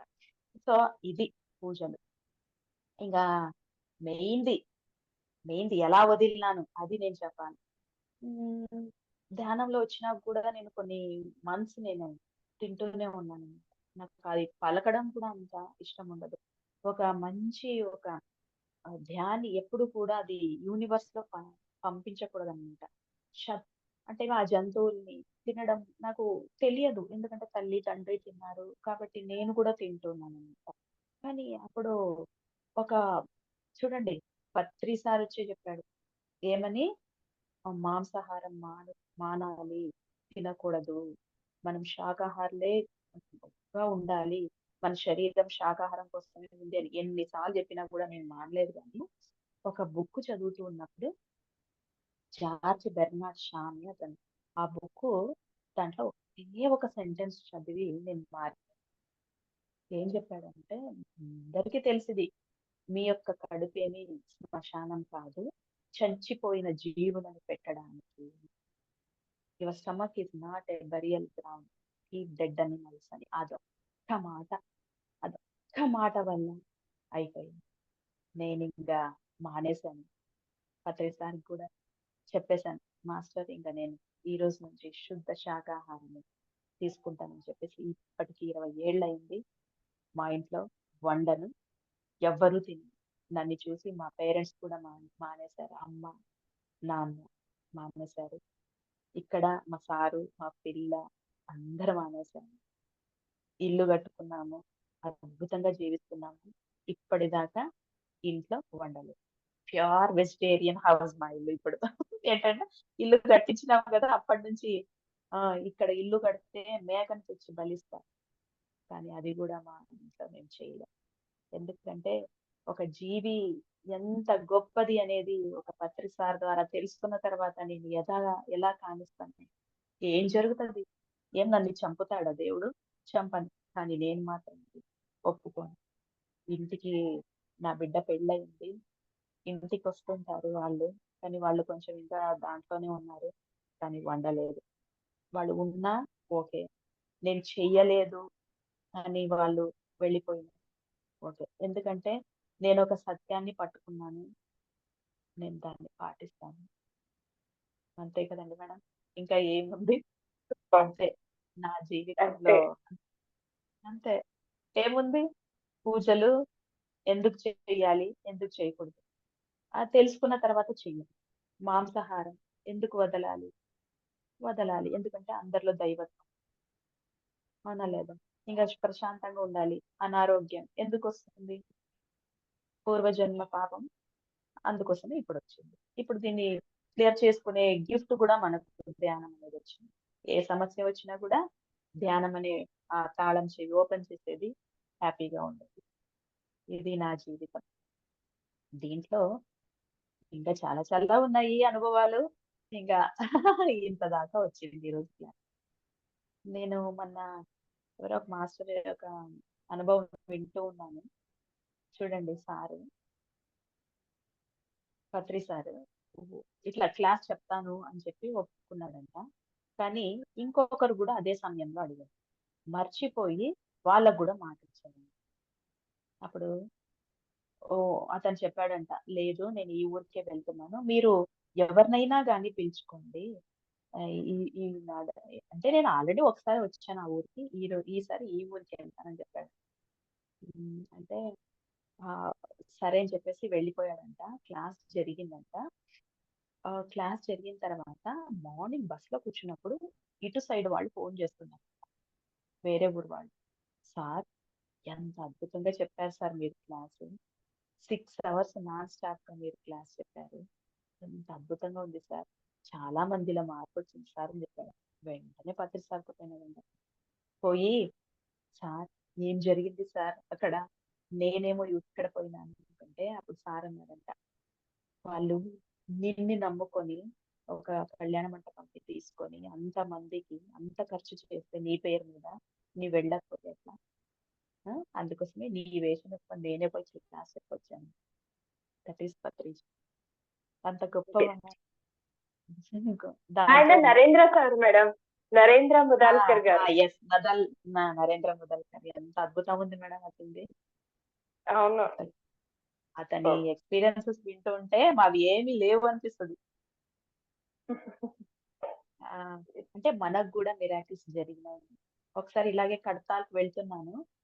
ఆహ్, 8:30కి బస్ అంటే 8:15 అయినా కూడా మేము ఇంట్లోనే ఉన్నాము. మా సార్ ఒకటే ఇంగ టెన్షన్ పడుతున్నాడు. ఏంటి? ఎట్లా? బస్సెళ్ళిపోతే ఎట్లా? అని అంటుంటే, నేను పోయేదాకా బస్సు కదలదు అని చెప్పాను. అంత కాన్ఫిడెంట్ అప్పుడు బత్రి సార్ మీద. సరే అని చెప్పేసి వెళ్ళినాము. అర్ధగంట లేట్ ఆ రోజు. సారు మా ఆయనొచ్చి పక్కన కూర్చున్నారు. ఏమే నీవు ఆ రోజు అట్లాంటివి వద్దని అట్లాంటివి కదా, ఇప్పుడు చూడు పంచర్ అయింది, 1/2 అవర్ లేదు అంటే మన కోసము మనము మన యొక్క సంకల్పం మంచిదైతే మనం సృష్టి మనకు సదా రక్షిస్తూ ఉంటాయి. పత్రి సార్ ఎప్పుడు మమ్మల్ని కాపాడుతూనే ఉంటారు. అలాగే పత్రి సారు మహా పరినిర్వాణం పొందే రోజు బాడీ వెకేట్ చేశాడు అక్కడ. నేను ఆ రోజు ఇక్కడే ఉన్నాను ఇంట్లో. 5:30 అయిపోయింది. ఎందుకో బయటకు పోయినాను, అది నాకు తెలియడం లేదు. చాలా ఫీవరిష్ ఉంది ఆ రోజు, అందుకే పోలేదేమో, లేదంటే నేను వెళ్తా ఉంటా ఆ రోజు. ఇంకా బయట కూర్చున్నాను, ఇంకా తెలిసింది ఇట్లా సార్ బాడీ వెకేట్ చేశాడు అనేలోగా ఇంకా పోయి ధ్యానంలో కూర్చుంటే సారు చిన్న చిన్న అణువులుగా మారిపోయినాడు. వెళ్ళిపోయి ప్రతి ఒక్క పిరమిడ్ మాస్టర్ లోపల ఒక్కొక్క అణువు ఉంది. అంటే పత్రి సార్ ఎక్కడ ఉన్నాడు అంటే ప్రతి ఒక్క ఒక ధ్యాని పిరమిడ్ మాస్టర్ లోపల పత్రి సార్ ఉన్నాడు. అది నేను కళ్ళారా చూసి అద్భుతంగా అనిపించింది ఆ రోజు. ఇంకా టైం ఉందా మేడం? Yes madam. అయిపోయింది, 8:30 అయింది టైం. నో అవునా? ప్రాబ్లం. అసలు టైమే తెలియలేదు చెప్తూనే మేడం. ఉన్నానా? అదే ఓకే ఓకే. లేదు మేడం, అంతే ఎనర్జెటిక్ గా సాగుతా ఉంది. మీ అనుభవాలు వింటూ అలాగే ఉండిపోయాను. నేను కూడా టైం చూసుకోలేదు, ఇందాక 8:20 టైమ్ లో చూసుకున్నాను. అవును, అప్పుడే 1.5 hour అయిపోయింది అని చూస్తున్నాను. మేడం నిజంగా నాకు కూడా తెలియలేదు మేడం. చెప్పింది ఒక 4-5 అనుభవాలే, అంత లోపల అంత ఏమీ లేదు మేడం. ఈ జన్మకు మనం ఈ గురువు గారిని పొందినాము, ఇదే లాస్ట్ ఇన్కార్నేషన్ చేసుకోవాలి, వీలైనంత మందికి చెప్తాము ధ్యానం, నీలాగా సేవ చేయాలని ఉంది నాకు కూడా. ఊర్లో కూడా చాలా పోయి వచ్చినాను, చాలా ఊర్లు తిరిగి వచ్చినాను. చాలా అద్భుతంగా ఉండింది. ఇప్పుడే కొంచెం స్టార్ట్ చేసి ఇంకా జూన్లో ఎక్కువ క్లాస్ తీసుకుంటున్నాను. కాబట్టి నాకు ఇంత గొప్ప అవకాశాన్ని ఇచ్చిన మీకు నా యొక్క కృతజ్ఞతలు, ఆత్మాభివందనాలు, ఆత్మ ప్రణామాలు. Thank you. అలాగే ఇంత అదృష్టవంతురాలు ఈ రోజు మీ ఇంత జ్ఞానం మన చూసే వాళ్ళ ప్రేక్షకులకు కూడా చాలా మంచి జ్ఞానం. అంటే అనుభవాలతో పాటుగా ఎలా మనం వాటిని ఆ అనుభవాలు కూడా ఎలాగున్నాయంటే అందరితో సందేశాలు ఇప్పించుకున్నారు. ఓషో గారు అంటే నాకు ఎంత ఇష్టం అంటే అంత ఇష్టం. ఆయన గురించి మళ్ళీ నాకేమీ తెలియదు, నాకేం తెలీదు, జస్ట్ ఆయన ఫోటో చూసే ఇష్టపడ్డాను. అంత ఇష్టం కలిగింది ఆయన పైన. సో కృష్ణ భగవానుల వారు ఎలా ఉంటారు, ఆంజనేయ స్వామి వారు ఎలా ఉంటారు, శివుడు పార్వతీ మాత ఎలా ఉంటారు అనేది చాలా చక్కగా కరెక్ట్ గా వివరించారు. ఈ సెషన్ నేను కండక్ట్ చేసే ఉద్దేశం ప్రతి ఒక్క మాస్టర్ నోటి వెంట నెరవేరుతుంది. చూడండి నేను ఎంత అదృష్టవంతురాల్లో. ప్రతి ఒక్కరు వచ్చి వారి అనుభవ జ్ఞానాన్ని ప్లస్ ప్రాపంచికమైన జీవితాన్ని ఆధ్యాత్మికతలో ఎలా బ్యాలెన్స్ చేస్తున్నారన్న పాయింట్ ని చాలా చక్కగా వివరించారు. దట్ స్టోరీస్ తో పాటుగా మిర్రర్స్ ని అద్దం రూపంలో ఎలా మనం దాన్ని చూసుకోవాలి, ఎలా మన అభిప్రాయాలు ప్రతిబింబాలు ఎలా ప్రదర్శించబడతాయి ఆపోజిట్ పర్సన్ లో, అండ్ ఇంకొకటి ఆపోజిట్ పర్సన్ లో మనం ఎలా చూడాలి, మనల్ని మనం చూడాలి, దైవం అంటే ఎక్కడుంది ఏంటి, ఆ అనుభవాలు చాలా గొప్పవి అంటే గొప్పవి మా. Thank you so much. Super. Madam Subhashini madam. చెప్పండి సుభాషిణి గారు. మేడం నాకు ఈ రోజు మేడం క్లాస్ ఎట్లుందంటే అంటే ఒక పర్సన్ కన్ఫ్యూజన్ లో ఉంటే అమ్మ నన్ను ఇట్లా సోఫాలో కూర్చోబెట్టుకొని తను చేసి ఇలా ఉంటుందని చెప్తున్నంత ఫీల్ అవుతూ నేను ఇంకా ఆమెతోనే కూర్చొని వింటున్నాను అన్నంత ఇదిగా చాలా ప్రశాంతంగా ఉన్నా మేడం. నా వాయిస్ మీకు ఓవర్ అనిపించిన ఇది మాత్రం నిజము. నాకు మేడం మాట్లాడుతున్నప్పుడు డౌట్ వస్తుంది, వెంటనే మేడం అదే డౌట్ కి తను క్లియర్ చేస్తున్నట్టుగా మా ఇద్దరి మధ్యన బాండింగ్ జరుగుతుంది. నాకు పత్రిజీ గురువు గురించి తెలియదు, మేడం వాళ్ళిద్దరి మధ్యన ఉండే చెప్తుంది, కానీ నాకు అదేం తెలియదు. నాకు మేడం కి మధ్యన ఇది జరుగుతా ఉంది. అమ్మ అదే అనే లోపల నాకు అమ్మ డౌట్ చెప్తుంది. నాకు ఈ రోజు మేడం మీటింగ్ అలా ఫీల్ అవుతున్నా నిజంగా మేడం. స్టార్టింగ్ నుంచి ఎండింగ్ వరకు నేను అమ్మతో కూర్చొని నాకున్న ఇటువన్నీ అమ్మ క్లియర్ చేస్తున్నట్టుంది. ఏమి కాదు, హాయిగా ఉండు అని అలా ఉంది మేడం. నిజంగా మేడం, ఇందు మేడం, నిజంగా ఇందు మేడం. చాలా సాటిస్ఫై అమ్మ, అయ్యో, చాలా సాటిస్ఫై హ్యాపీగా అమ్మ, మీ అనుభవాన్ని నిజంగా. షేర్ చేసుకుంటున్నారు. మీ అనుభవాన్ని షేర్ చేసుకునే హక్కు ప్రతి ఒక్కరికి ఉందండి. మనకి ప్రతి ఒక్కరు కూడా మీ అనుభవమే వారు కూడా అనుభూతి చెందుతుంటారు, నాకు తెలుసు మేడం కూడా. సో నిజం హ్యాపీ మేడం, నేను అమ్మతోనే హ్యాపీగా షేర్ కూర్చున్నంత చేసుకోండి. సాటిస్ఫై. నిజంగా మేడం, అలాగే చెప్పింది ఆమె నాకు. అమ్మ పక్కన కూర్చోపెట్టుకొని ఇట్లా ఇట్లా అమ్మ ఏం కాదులే, అలా చేసుకోండి, ఇలా ఉండండి అని నాకు డౌట్ రావడం, ఆమె క్లియర్ చేయడం. మా ఇద్దరి మధ్యన ఇదే జరిగింది ఇప్పుడు, ఇదే సంఘర్షణ. ఎందుకంటే నేను డౌట్ క్లియర్ లోపల మేడం నుంచి రెస్పాండ్ వస్తుంది నాకు వెంటనే. అది ఈ రోజు చాలా మంచిగా ఉంది మేడం. ఓకే ఓకే మేడం, అలా ఈ మేడం కొత్తగా వచ్చారు ఈ ఛానల్ అర్థంలోకి, 1 month అవుతుంది. సో నేను అందుకే ఎగ్జామ్ సెషన్ కండక్ట్ చేసినా కూడా జాయిన్ అవ్వండి. అంటే నేను ఒక్కదాన్ని చెప్పడం కాదు, ఏ ఒక్క మాస్టర్ నుండి మీకు సమాధానం వస్తుందో తెలియదు కదా. సో మేడం కంపల్సరిగా జాయిన్ అవుతారు ప్రతి ఒక్క మాస్టర్ నుండి. సో అది తన ఆనందాన్ని వ్యక్తం చేస్తున్నారు. సుభాష్ మేడం, సూపర్ మేడం మీరు. Thank you. అలాగే ఇంకొకరు కూడా జాయిన్ అయ్యారమ్మా, ఇందాక కూడా చాలా మంది. నాకు వాళ్ళు లెఫ్ట్ అయ్యారు, కానీ వాళ్ళు ఎంత వరకు ఉన్నారో అంతవరకు మీ నుండి వాళ్ళకి సమాధానం వచ్చింది ఈ రోజు. నేను వింటున్నాను, వాళ్ళ ప్రశ్నలు నాకు తెలుసు కాబట్టి వాళ్ళకి సమాధానం వచ్చింటుందని నేను హ్యాపీ ఫీల్ అవుతున్నాను ఇక్కడ. నిజంగా ఇక్కడ కూర్చున్న వెంటనే అనుకున్నాను, లేదు మేడం, మాస్టర్ మీరు చాలా బాగా చెప్తున్నారు మేడం. అసలు ఫుల్ సాటిస్ఫైగా ఉన్నాం మేడం. మీ ఫేస్ ఎక్స్ప్రెషన్స్ కానీ, మీ బాడీ లాంగ్వేజ్ కానీ ఒక ఆప్యాయతను పంచుతూ ఒక అలా చెప్తున్నారు మేడం. మీరు పక్కన కూర్చొని మాతో మాట్లాడుతున్నట్టుగా చెప్తున్నారు మేడం. మీరు అలాగే మాట్లాడుతున్నారు. ఇక్కడ ఎవరు క్లాస్ చెప్పడానికి వచ్చినా కూడా ఫస్ట్ మాస్టర్స్ ని ఇన్వైట్ చేసేసుకుంటాము. ఎవరికి ఏ జ్ఞానం రావాలో అదే వస్తుంది మేడం. మేము ఓకే ఇక్కడ మేడం. మీడియేటర్స్ అంతే. మీరు స్టార్ట్ చేస్తే మీకు ఇదే జరుగుతుంది. నేను ఏమేమో అనుకుంటాను, ఏదేదో చెప్పాలనుకుంటాను, కానీ అవన్నీ రావు. ఇక్కడ ఏది అవసరమో అది మాత్రమే వస్తుంది. మిగతాదంతా మనకు నచ్చదన్నమాట. కాబట్టి అవి రావు. ఏ మాస్టర్కి ఏది అందాలో అదే అందుతుంది మేడం. ఎందుకంటే మేము యూనివర్స్ కి కనెక్ట్ అయిపోయినాం కాబట్టి వాళ్ళు ఇచ్చేదే ఇట్లా మీకు పంచుకుంటాము. Madam thanks madam. నిజంగా అంటే నాకు ఎంతో ఆనందాన్ని ఇచ్చారు మీరు. Thank you. Thank you madam. నిజంగా చాలా Yes. ఆనందాన్ని. Thank you so much. Thank you masters మీ అందరికి కూడా. మరొకసారి మన గురువు గారికి, ఆ బ్రహ్మర్షి పితామహ పత్రిజీకి శతకోటి వందనాలు తెలియజేసుకుంటూ, అలాగే ఈ ఛానల్ ని వీక్షిస్తున్న ప్రతి ఒక్కరు కూడా లైక్ చేయండి, షేర్ చేయండి, సబ్స్క్రైబ్ చేయండి, మర్చిపోద్దు ఎవరు కూడా. అలాగే పక్కనున్న బెల్ ఐకాన్ ని ప్రెస్ చేయండి. మరిన్ని ఎంతో ఆత్మజ్ఞానంతో కూడుకున్న గొప్ప గొప్ప మాస్టర్స్ ద్వారా వినే ఛాన్స్ దొరికే నోటిఫికేషన్స్ మీకు అందివ్వబడతాయి. Thank you so much. Thank you. మీకు కూడా పెద్ద థ్యాంక్స్ మేడం.